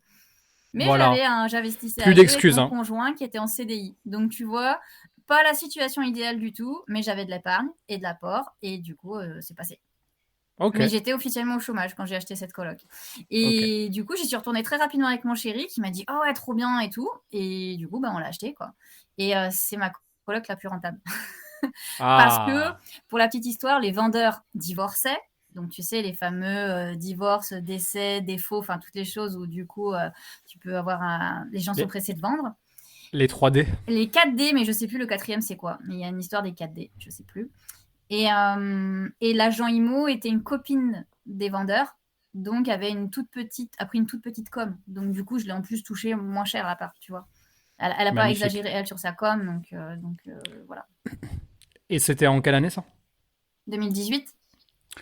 Ok, donc on est 5 ans plus tard. J'imagine que ça a pris de la valeur en plus. Ouais. Bah, Ok, je suis à 5 minutes du campus de la Doua, qui est le plus gros campus universitaire de Lyon. de Lyon. Ok, ouais, ça marche. Et toi, Mélanie, c'est quoi ton investissement dont tu es le plus fier, dont tu as envie de nous parler? Euh, Celui où j'ai vécu la meilleure aventure pour le financement. Ah oui. Je pense que c'est De ça quoi? dont je suis le plus fière. J'ai rien Raconte. lâché et j'ai bien eu raison. Euh, c'est un bien qui avait été trouvé par un chasseur immobilier avec qui j'avais travaillé à l'époque. Et j'avais, dans, dans, dans dans mon optique de tout déléguer, j'avais aussi délégué la recherche de financement. J'étais passée par Ouais, un courtier qui nous avait dit ouais, tranquille, c'est toujours ce qu'ils disent au début. Enfin, plus trop maintenant parce que ouais, je touche du bois pour eux, mais Vichette, ça va pas trop bien pour eux, le job de courtier. Mais néanmoins, ouais. avant, ça tournait bien. Et du coup, il m'avait dit, ouais, ça ira, pas de souci. Et puis, en fait, ça l'a pas du tout fait. Il a travaillé avec pas mal de banques, une dizaine. Et il nous a dit, ça passe pas, ça passe nulle part et tout ça. Puis, évidemment, le temps passait. Hein, parce que c'est ça, hein, le problème dans l'immobilier, c'est que t'as des délais à respecter. Ouais. T'étais sous compromis déjà? Ouais, j'étais sous compromis. Ok. Et, Et en fait, j'avais une autre banque qui me suivait normalement. Et en fait, bah, ça l'a pas fait à la dernière minute. Donc, au total, j'ai dû visiter 17 banques, si les calculs sont bons. Ouais, entre le courtier et ce que tu as fait en direct, tu veux dire? Ouais, ouais. Et en fait, donc j'ai eu 17 refus bancaires. Et le 18e, c'était le bon. Et Ok. si je dis pas de bêtises, Coco, c'est toi qui m'as filé le contact, Eh ouais. oui! Et en fait, voilà, on Ah! parlait de contact tout à l'heure, on parlait de contact. J'étais vraiment dans la merde parce que je le voulais ce bien, je savais pas comment faire. Du coup, je suis allée mendier des contacts, quoi. Et du coup, Coco m'a dit, mais vas-y, tu devrais appeler Christina, qui d'ailleurs, je crois qu'elle est même plus dans la banque. Elle me dit, tu devrais appeler Christina du Crédit Mutuel, elle est super et tout ça, elle m'a financé. Et du coup, j'ai pris contact avec cette fameuse Christina et elle nous a suivis sur le dossier. Et Et- franchement, je pense que j'étais à 2 semaines de la fin du délai légal. Ok. Euh, Et et c'est voilà. ton bien le plus rentable aussi, aujourd'hui? C'est mon bien le plus rentable aujourd'hui. Ah, ok. Ah, on associe vraiment la rentabilité du coup Aux galères? à notre. Ouais, enfin, bah, ouais, enfin, tu vois, moi par exemple, pour compléter, vraiment mon bien le plus rentable aujourd'hui, c'est le bien sur lequel j'ai eu le plus de points d'attention apportés sur les travaux, quoi. Tu vois, le plus gros budget travaux, celui qui me prend le plus de temps, etc. Mais vraiment, aujourd'hui, c'est le plus rentable, quoi. Hmm. Donc, y a rien, on n'a rien sans rien. C'est vraiment je sais pas si c'est vrai, mais en tout cas, moi ça, j'ai pu le vérifier. J'ai pu le vérifier là-dessus. Ok, bah, super intéressant, les filles. Vraiment, vraiment intéressant. La prochaine question, elle est plus spirituelle. Ah, Et Voilà. elle peut être, et elle peut être différente, vraiment très différente toutes les deux. Quoique je pense que si vous vous êtes réunis en affaires aujourd'hui, c'est peut-être parce que vous avez les mêmes convictions. Mais la question c'est, quel est ton grand why? C'est quoi ton grand pourquoi? Vraiment le truc qui te... On a perdu Corinne là, elle vient de s'évanouir, je crois. Moi, je vais y aller, hein. écoute, si tu veux, je commence, Coco, comme ça te laisse du temps Vas-y, pour je t'en réfléchir à ce que prie. tu Bon, vas il n'y a dire. rien à réfléchir. C'est hyper intéressant, moi j'adore cette question. Et en fait, à chaque fois, au fur et à mesure des années, ma réponse, elle grandit, elle varie en fait, en fonction des années. Et Ok. là, je reviens d'une aventure dans le désert avec Kim Benour, où on a fait beaucoup d'introspection, de Yes. développement personnel. C'était incroyable. Bref, c'est pas le sujet. Et la question, c'était pareil. Quel est ton why et la vision de l'entrepreneur qu'on devait développer? Ouais. Et en fait, je me suis rendu compte que j'ai compris en fait pourquoi je voulais faire de l'immobilier et pourquoi je voulais aider les femmes à faire la même chose et à devenir plus indépendantes. En fait, j'ai compris aussi que j'étais ce qu'on appelle une casseuse de lignée. Ça veut dire que, Corinne, d'ailleurs, c'est bien qu'on en parle ici, tu vas le découvrir puisque c'était une des conversations qu'on devait avoir mardi. Mathieu, tu nous spoil Merci, ça. Mathieu. J'adore, mais moi C'est la yes, tu j'adore. vas me dire. Mais il Cet n'y a pas que ça, épisode Corinne, va il n'y a pas que ça. officiellement durer 3 heures. Je vous le dis tout de suite, les On amis. a une masterclass, Mathieu, à 20h30, hein. C'est On bon l'a à savoir. fait en direct. Après, tu pourras peut-être couper parce que ça va peut-être faire long. Non, mais Donc, t'inquiète. Donc, du coup, t'es une casseuse de lignée. Explique-moi tout ça. voilà. Alors, qu'est-ce que ça veut dire, en fait, une casseuse de lignée? Pour ceux qui font un peu de développement personnel, parfois, tu fais des choses dans ta vie, des actions et que tu ne sais pas vraiment pourquoi tu les fais. Et en fait, c'est lié à tes antécédents ou tes grands-parents, tes arrière-grands-parents, etc. Et moi, je suis Ouais. née dans une famille où la place de la femme est très particulière. Donc, enfin, très particulière. Pas particulier, c'est juste la place de la femme, c'est la place de la chef de foyer. C'est-à-dire que je suis née dans une famille portugaise où la femme, c'est celle qui s'occupe du foyer, donc qui fait la cuisine, qui fait le ménage, qui gère les enfants. Non, non, mais écoute bien, c'est pas fini. Ça fait rire Qui Corinne. gère, Oui, oui, tu vas qui gère les comprendre. enfants et surtout qui gère l'argent, mais qui ne le ramène pas. C'est-à-dire qu'elle ne génère pas d'argent. Ok. Voilà. Donc ça, c'est l'histoire des femmes dans ma lignée. Chez les Henriques. Voilà. Et donc moi, j'arrive. Donc, le constat, c'est simple. Je déteste la cuisine. C'est-à-dire que je déteste à tel point que je ne cuisine jamais. Ok. Le ménage, je hais le ménage. J'ai délégué le ménage à Annabelle, que j'adore, qui vient tous les lundis m'aider pendant 3 heures. Franchement, je Ok. l'adore. Elle m'aide tellement. Et du coup, les enfants, je pense que j'ai une peur bleue d'avoir des enfants. Ok. Et pourtant, chez la famille Henriquez, on est très maternel, les enfants, la famille et tout ça. Non, Et non, le mais dernier attends. point, Ouais, et le dernier point, c'est l'argent. Et j'en ramène de l'argent. Et j'en ramène pas mal. Franchement, je me débrouille pas mal, tu vois. Donc, ouais, pour tous ces points-là, je suis une casseuse de lignée, c'est-à-dire que je ne respecte pas ce qui m'a été inculqué depuis toutes ces générations, en fait. Voilà. j'adore. C'est Christian Junot qui t'a dit ça. J'ai eu une discussion intense avec Bah Christian oui, mais Junot c'est évident. Enfin, ouais. et avec sa femme aussi. Et donc, du On les coup, embrasse. Ouais. voilà, on les embrasse.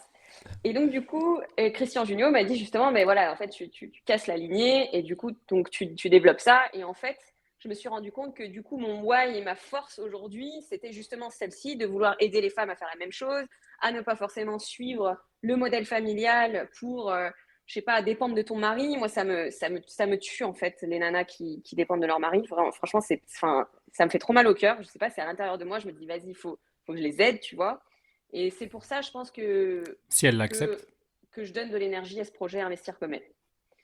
Par Ok. contre, du coup, pour répondre à ta question, parce que l'histoire ne se termine pas là, euh, aujourd'hui, si je te parle de ça, c'est mon point de vue, c'est ma vision, c'est ma vie en fait personnelle. Et du Bien coup, sûr. c'est un petit peu comme une revanche personnelle. Tu Eh vois, de mais te tu dire, rigoles, mais je me suis noté ça pendant que tu étais en train de parler, j'ai noté le mot revanche. Je me suis dit, d'où ça devient en fait, ce feu sacré là? C'est quoi ça? voilà. Et donc, je discutais avec un entrepreneur aussi qui m'a dit, bah, c'est super Mélanie ce que tu fais, je ressens bien ton énergie et ta revanche personnelle. Seulement, une entreprise, elle ne va pas durer sur la durée, justement. Ça fait deux fois le mot durée. Elle ne va pas tenir sur la durée Hmm. parce que c'est qu'une revanche personnelle.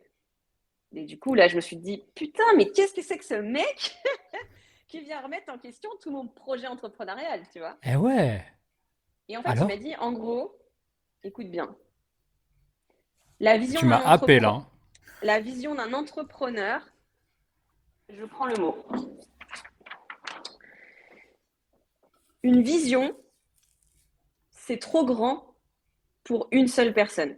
Donc ça veut dire que si tu veux, ma revanche personnelle, c'est très bien, mais si j'ai envie d'amener un maximum de personnes avec moi, eh ben ça peut pas être que ma revanche personnelle. Donc il faut que ce soit plus grand que ça. Et ce sera tout l'objet aussi de notre discussion intense qu'on aura mardi prochain avec ma coco. Waouh. Ok. Voilà. Super. Non, non, moi, tu m'as happé. Tu m'as emporté avec toi dans ton récit. Et Ouais, je suis je me d'accord. retrouve dans certains points. Toi aussi, Ouais, Corinne, t'as été. t'es tenu en haleine. Tu... Ah, j'ai envie de savoir. C'est quoi la suite? Mais je me retrouve sur le côté. Euh, alors, pas par rapport à l'argent, la gestion de l'argent, la personne qui s'occupe des enfants ou du foyer, etc. Mais peut-être. Enfin, non, au final, c'est complètement différent. Rien. Je, je, je suis hors sujet. Mais en fait, j'ai Ok. voulu exprimer quelque chose, mais qui est difficile à venir inclure ici. D'ailleurs, je couperai pas cette partie-là parce que je pense que on a tous comment dire, des expériences de vie différentes et on est tous issus d'une famille avec des histoires, des récits de vie qui sont plus ou moins durs, avec des personnes plus ou moins, comment dire, des personnages plus ou moins charismatiques dans notre famille. Et donc, du coup, ça joue vachement sur qui on est nous, même si ces personnes, on les a que très peu côtoyées, Voire pas. en fait, voire pas. Je sais pas si vous voyez ce que je veux dire, en gros, la Hmm. descendance, etc. Ah Tout, ouais. tu vois. Et moi, je sais que je suis casseur de lignée, mais pas pour les mêmes raisons. Mais je suis casseur de lignée, c'est sûr. Donc du coup, Corinne, c'est quoi ton why? Je suis Alors, désolé, moi, mais tu je vais y passes aller. après Ah Mélanie ouais, qui c'est vient de clair. ramener tout le sable du Sahara là avec elle. Alors je vais te dire. Alors, non, surtout qu'en plus, je déteste cette question du pourquoi parce que. Bon, t'as le droit d'avoir une vision complètement différente, hein. Ouais, ouais, ouais, non, Juste. mais il n'y a pas de sujet, il n'y a pas de souci. En gros, si tu veux, on retourne en 2016 quand j'ai mon changement professionnel et que je vais. Je m'inscris un peu par hasard à QLRR, quitter la Rat Race 4 avec Cédric Anissette. Et En je vais. 2016? Ouais, À Paris, ouais, à Saint-Denis? oui. Ben écoute. Bon, on était 2000, hein, on s'est peut-être croisés, mais bon, voilà. Et du coup, dans les interventions de Cédric Anissette, il dit c'est hyper important d'avoir un pourquoi. Ok. Ok. Et là, je me retourne. Donc, il dit à tous, je sais plus, de noter ton pourquoi ou machin. Moi, je prends le stylo, je prends la feuille blanche, puis je fais bon, pourquoi? Bah, je sais pas trop. Donc là, je me dis, bah merde, c'est pas cool, j'ai pas de pourquoi, c'est pas bien. Donc je commence à me creuser la tête dans tous les sens à chercher mon pourquoi. Et si tu veux, depuis ce temps-là, j'ai plein de pourquoi qui sont valables à un instant T.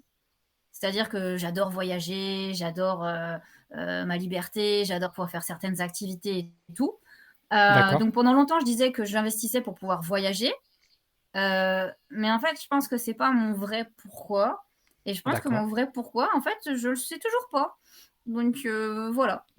Alors, en fait, évidemment, généralement, quand on est indépendant, entrepreneur, investisseur, on essaye d'avoir comment dire, une communauté de gens qui font la même chose. En tout cas, ça devient nos amis naturels, j'ai un peu envie de dire. Et parmi les nombreuses discussions que je peux avoir avec ces amis, j'ai souvent en fait rencontré des personnes qui sont pas du tout dans la souffrance d'une revanche ou quoi, et qui ont envie de tout casser, etc. Mais j'ai juste des gens qui veulent de la liberté. Et tu l'as dit, le mot liberté. Et je pense que ton pourquoi, c'est la liberté, non? Tu Moi, crois la pas? liberté, elle est très très importante. Et tu vois, j'en parlais avec Mel ce matin. Parce que hier, on était en voiture avec mon conjoint, on avait une discussion, machin, tout ça. Et puis, il me parlait d'un truc, ça me faisait pas forcément vibrer. Et à un moment, il me parle de liberté. Et là, tu sais, il y a il y a les antennes qui se dressent et tu fais, ah ouais, là, ça me parle. Eh Là, ouais, ça commence à me parler, ce besoin de liberté. Après, liberté, ça veut tout dire et rien dire, parce que la liberté pour chacun est extrêmement différente, tu vois. Donc après, c'est bien sûr. qu'est-ce que tu mets derrière ce mot liberté? Qu'est-ce que ça veut dire pour toi en termes de liberté de temps, liberté géographique, liberté financière, liberté de... Il y a plein de choses, quoi, tu vois. Mais Hmm. moi, ce côté-là me parle, voilà. Ok, très intéressant. Vraiment, toutes les deux, je pense que vous vous rendez pas compte de la chance. Peut-être que si, vous vous rendez peut-être compte, je sais pas, de la chance que vous avez de vous avoir parce que vous êtes deux profils vraiment différents, mais ça se voit à vue d'œil en fait, votre complémentarité. C'est des Lego en fait, ça s'emboîte, c'est simple. C'est simple. On arrive vers la dernière partie de cet épisode, qui Ok. est ma foi hyper enrichissant. J'adore être là avec vous en train de discuter les filles. Ça s'appelle les 10 mini-questions. Donc là, vraiment, c'est du tac au tac. On y va, bon, évidemment, on a le droit de prendre le temps de réfléchir, mais on y va. Donc je pose la question et après, chacune d'entre vous répond tranquillement. Ok. Vous êtes prêtes? Ouais. Yes. Allez, c'est parti. Il y a pas de champignons, mais vous avez compris, c'est question pour un champion. Épargner ou investir? Investir. Les Mélanie, elle a deux. dit investir. Les deux. Oh bah non, mais c'est quoi ça? Ah si. Bon, ça passe parce que c'est un peu vrai, donc ça Ah passe. oui, ah non, bah, pour moi, investir sans épargner, ça sert à rien, et épargner sans investir, ça sert à rien. Mais on commence par quoi? Ah, tu commences par quoi? Épargner. Et toi, Mélanie, t'as dit investir? Moi, j'ai dit investir. Oh là là. C'est. Non, mais là, vous gagnez à être connus tous les deux. Ah bah là, tu vas voir, en général, on va pas être d'accord. J'a- Ouais. C'est génial. Allez, c'est parti. Question de patrimonial ou rentable? Rentable. Rentable. Crypto ou bourse? Aucun des deux. Bourse. Tu veux dire, Mélanie, t'as dit aucun des deux dans le sens où t'es pas exposé ou dans le sens où ça t'intéresse pas du tout, tu veux pas y aller? Moi, ça m'intéresse pas du tout. Aujourd'hui, en tout cas. Ok, ok. Et toi, Corinne, par contre, t'as dit bourse, c'est ça? Ouais, moi j'ai un peu des deux, mais je suis vraiment pas à l'aise ni sur l'un ni sur l'autre. C'est juste pour diversifier un petit peu, histoire de dire que j'en ai, mais c'est pas trop mon truc. Ok. Allez, c'est parti. Rénover soi-même ou faire rénover? Faire rénover. Faire rénover. Alors là, on vous a bien trouvé là-dessus, hein. Se lancer en direct ou se former avant? Se former avant. Se former avant? avant, ouais, c'est mieux. Ok. En vrai, c'est pas mon énergie. Mon énergie, c'est se lancer en direct. Ouais. Fonceuse, quoi. Ouais. Mais peut-être tu veux dire apporter un petit peu de précaution pour pas faire des bêtises. Juste rencontrer des gens qui l'ont déjà fait. Ça, c'est une première chose. Et Ok. mesurer à minima le risque. Si tu te lances dans le marchand de biens et que t'as jamais appris, t'es un peu dans la merde quand même, hein. Ouais, clairement. Ok. Pleine propriété ou copropriété? Pleine Pleine propriété. propriété. Ouais, Vous les avez dit ascenseurs pleine? à 7000 Ah euros, oui. c'est bon. Ah ouais, putain. J'en suis à mon 5e appel de charge pour rénovation d'un putain d'ascenseur qui fait même pas 1 m² au sol et j'en ai pour 7000 balles. Quel En enfer. copropriété, c'est une honte. 7000. Juste pour toi ou à diviser sur le... Non, juste pour moi. Ça me bouffe mon cash flow cette année. Ah, la vie d'investisseur.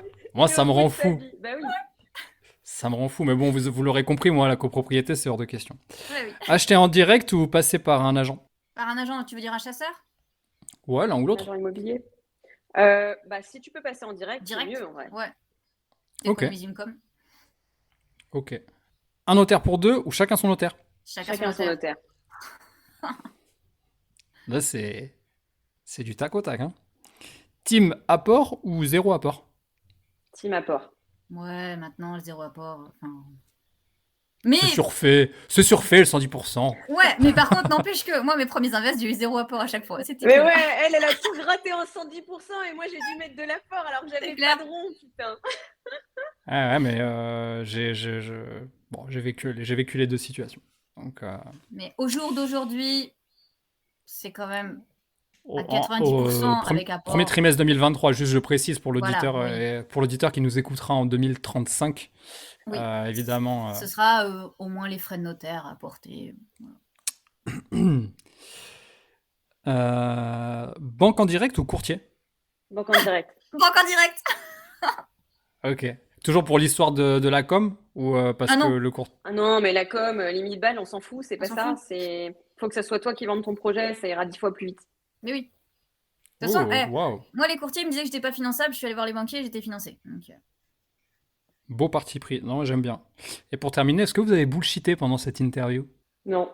J'aime bien. Si, à part sur les 100 personnes, mais en vrai, je m'en souvenais même plus moi-même. Ouais, mais ça remonte. Attends, t'es excusé, le temps. Y a pas de souci. Merci. Moi, j'ai des gros bugs sur les prénoms, par exemple. Il y a des gens dont je vais me reconnaître dans la rue, je vais les appeler Michael, alors que c'est pas du tout Michael. Jonathan. Pas de problème. Donc, on est sur la toute fin de l'épisode, et comme à chaque fin d'épisode, on répond à la question d'un auditeur. Et aujourd'hui, on a la question de Yannick de Limoges, qui est un fidèle auditeur, Yannick que je connais bien d'ailleurs. Merci d'être toujours là, toujours présent Yannick. Qui nous dit, à ta connaissance, quelles banques sont les plus sympas avec les investisseurs en ce moment? Alors, Crédit mutuel, Crédit Agricole. Ça dépend des régions. Ouais, moi j'ai dit Crédit Agricole, je lui ai répondu, mais Crédit Mutuel, si on peut lui apporter plus de... Ouais, Crédit Mutuel, ils Crédit sont Mutuel très à l'écoute? Très à l'écoute. Après, c'est pour ça que je te dis, ça dépend des agences. Parce que moi, je te parle du Crédit Mutuel qui est à Strasbourg, donc, alors que je suis à Lyon. Donc, en fait, si on peut répondre, comment il s'appelle, Mickaël? Yannick. Ah non, Mickaël, c'est celui de la rue de tout à l'heure. C'est ça. C'est tous les gens que je croise dans la rue, je les appelle Mickaël. C'est ça. Bon. Alors, Yannick, ce que je dirais, c'est dans la mesure du possible, si tu peux avoir une agence avec une délégation importante, ça c'est le must du must. Comme ça, tu peux faire passer ton dossier en direct et il n'a pas besoin de ton dossier de monter à Tataouine. Parce que si c'est le cas, bah, tu vas perdre en qualité d'information. Tataouine dans le désert du Sahara? Exactement. Après Ou Ouarzazate. Ouarzazate après. Moi, j'étais à Ouarzazate. Et du coup, ce que je recommande, c'est ça. Alors, c'est toujours un petit peu touchy, mais si tu peux, par recommandation, savoir quelle banque a un gros niveau de délégation, comme ça, tu vas aller voir et le discours, tu sais qu'il va rester en interne. Donc, au pire du pire, il fait, responsable, banquier professionnel à directeur d'agence, mais c'est tout, quoi. Ça s'arrête là, tu vois. Ah yes, ok, je vois. Donc, mais comment il peut avoir l'info? Donc, juste en demandant, en essayant de trouver. Non, parce que. Non, mais attends, il demande à d'autres investisseurs, en fait. C'est encore pareil, c'est comme l'entreprise de travaux. C'est tu demandes à d'autres investisseurs qui viennent de se faire financer par qui ils sont fait financer, tu vas avoir les mêmes banques. Et idéalement, plutôt en local, parce que le crédit mutuel de tel endroit. Connaissance du marché en plus, par la proximité. Bon, bah voilà, Yannick, t'as ta réponse. T'as ta réponse. Moi, je t'avais donné d'autres noms, mais parce que, en plus, je connais un peu là où t'es, mais voilà, essaye avec le Crédit Mut et pose la question dans le groupe. Je sais que t'es dans un petit groupe là de la ville, donc n'hésite pas à poser la question. En vrai, le meilleur moyen d'avoir la bonne réponse, c'est de poser la question. Hein. Toujours. Oui, à des gens qui viennent de se faire financer il y a pas longtemps. Yes. Et alors du coup, comme à chaque fin d'épisode, on va terminer par la reco de la semaine. Et alors, vu que j'ai des invités, j'ai pas bossé. Du coup, je vous laisse recommander quelque chose aux auditeurs du podcast. Recommander quelque chose ou une autre personne que tu souhaites interviewer? Non, recommander. Ça peut être ce que tu veux en fait. Vraiment, la plupart du temps, les gens recommandent je sais pas moi, un bouquin, un film, un truc culturel qu'ils ont fait, qu'ils ont kiffé, ce que vous voulez. Voilà. Ou peut-être que vous voulez recommander une personne qui mérite d'être connue, qui mérite de passer dans le podcast. Ce que vous voulez. Ouais. Alors, moi, je vais te recommander une personne, et aussi parce que c'est frais. Vu que je reviens du désert, je te recommande Kim Benour que tu peux interviewer, Ok, qui est un Kim super Beno. investisseur entrepreneur et avec une très belle histoire de vie aussi. Et Ok, après, super. en bouquin, je te Yes. recommande celui-là, La magie de voir grand. Ok, la magie de voir grand. C'est de qui ça? C'est de hop, hop, David J. Schwartz. Schwartz, ok. La magie de voir grand. Super, merci. Et Kim Benour, je peux le contacter de ta part du coup. Oui. Cool. Oui. Je vais lui dire, t'as pas croisé une briseuse de ligne dans le désert Ah, mais ça, il saura pas parce que j'ai pas eu la discussion avec lui. Ah, ok, ok. Et toi, Corinne, c'est quoi ta reco de la semaine? Hmm, moi, je vais te dire plutôt de vraiment profiter de la vie parce qu'on ne sait pas de quoi demain est fait et que tout peut s'arrêter en fait très vite et que la vie, c'est l'impermanence et de vraiment pas avoir de regrets, de vraiment faire ce qu'on kiffe au maximum. Ok, donc tu veux dire peut-être une façon de consommer la vie en présence, quoi, en En vraiment pleine en, en- conscience, en en pleine conscience, quoi. présence et j'allais dire d'être aligné avec ce qu'on fait. Alors c'est pas simple, hein, des fois on se connaît pas, on sait pas ce qu'on veut, mais Ouais, ouais. d'essayer en tout cas au maximum d'être le plus aligné avec ce qu'on fait et de mettre du kiff dans sa vie. Ok. Toi, t'alimentes ça comment? Est-ce que est-ce que tu consommes du contenu là-dessus? Est-ce que t'as un livre qui t'a marqué là-dessus? Est-ce que t'as une personne que t'aimes? Non, j'ai pas de livre ou de contenu, c'est ce que je vis actuellement qui me fait me dire ça. Ok. Voilà. Et dans les choses qui me font kiffer vraiment, j'ai découvert l'acro-yoga. Je t'en ai parlé au tout début Mais oui. de la séance. Et j'ai découvert ça en septembre, donc c'est tout frais, tu vois. Tu veux nous le Et décrire exactement, ce que c'est? bah, faut aller sur mon profil sur Instagram et vous verrez ce que c'est. Non, c'est un Allez! principe en fait c'est un mélange. Alors, l'histoire de l'acro-yoga au départ, c'est quelqu'un qui faisait de l'acrosport, donc plutôt du gymnaste, et qui est parti en Ouais. Asie et qui a rencontré une fille qui faisait du yoga. Et du coup, ils se sont mis ensemble et ils ont développé un nouveau sport qui est un mélange d'acrosport et de yoga, donc avec une philosophie autour du yoga, mais du coup avec des postures. Donc, c'est-à-dire que c'est des choses qui se font à deux ou à plusieurs. Et il y a une personne qui est la base qui porte, et il y a une personne qui fly et qui est portée. Et du coup, c'est un mélange de gym, de yoga, d'acrobatie, voilà. Et c'est avec des combinaisons à l'infini en fait. Et voilà. Et j'ai découvert ça un peu par hasard et je me suis pris de, Je fais de- celui qui sait pas, mais j'ai vu sur ton profil ce que tu partages. Je me suis dit, mais qui est ce serpent? Comment fait-elle? Comment fait-elle? Bah, en Ok. fait, et en plus, c'est accessible vraiment à tout le monde, quoi, tu vois. Donc, après, il y a des postures simples et des choses plus complexes et tu fais le niveau que tu veux. Et voilà. Et du coup, c'est rigolo parce qu'on peut partager cette activité avec mon chéri. Donc, ça, c'est cool. Et en plus, il y a toute une partie vraiment, comme je te dis, conception de vie, philosophie, etc., qui est hyper intéressante. Comment tu communiques avec ton conjoint aussi. C'est assez sympa. Et du coup, on a fait flyer quasiment tous les membres de nos familles respectives. Quel que soit l'âge, quel que soit le poids, quelle que soit la souplesse, quel que soit le niveau sportif, Mémé, elle a flyé aussi, hein. Tout le monde y est passé. Et voilà, donc en quoi tu peux découvrir alors, des passions ou des hobbies, je sais pas, à n'importe quel âge, quoi, tu vois. Ok. Bon, en résumé, en gros, tu conseilles de vivre sa vie en pleine conscience et que ça peut passer, si jamais ça correspond à ce que tu aimes, Ouais. par l'acro-yoga. Oui, oh, allez, allez, disons ça. Ça peut être plein de choses. Ça peut Ça être peut plein de être plein de choses. choses, voilà. C'est pas forcément l'acro-yoga, c'est trouver ce qui vous fait kiffer et faites-le au maximum. Les filles, franchement, merci beaucoup pour tout le temps que vous avez accordé, tout ce que vous avez partagé. Merci à toi. Vraiment avec autant d'enthousiasme. Moi, ça me fait grave plaisir. Où est-ce qu'on peut vous retrouver? Quel est le meilleur moyen de vous contacter? Instagram. Insta? Instagram. Ok. Investir comme elle. Investir comme elle. Ah oui, investir comme elle avec un trait devant, un trait derrière. Comme C'est ça, ça. je le dis. Et investir comme elle, investir et comme elle, COMELS. Oui, voilà. Mais Petit. tu finis par nous trouver normalement sur Instagram. Ouais, Mélanie et Corinne, Voilà. investir comme Et elle. après, on a notre site internet, YouTube, LinkedIn, mais là où on est le plus présent, c'est Instagram. C'est super. Encore merci. Merci à toi. Merci à toi. À bientôt les filles. À Et merci bientôt. à toi d'avoir été présent jusqu'à la fin. Je te dis à la semaine prochaine. Ciao.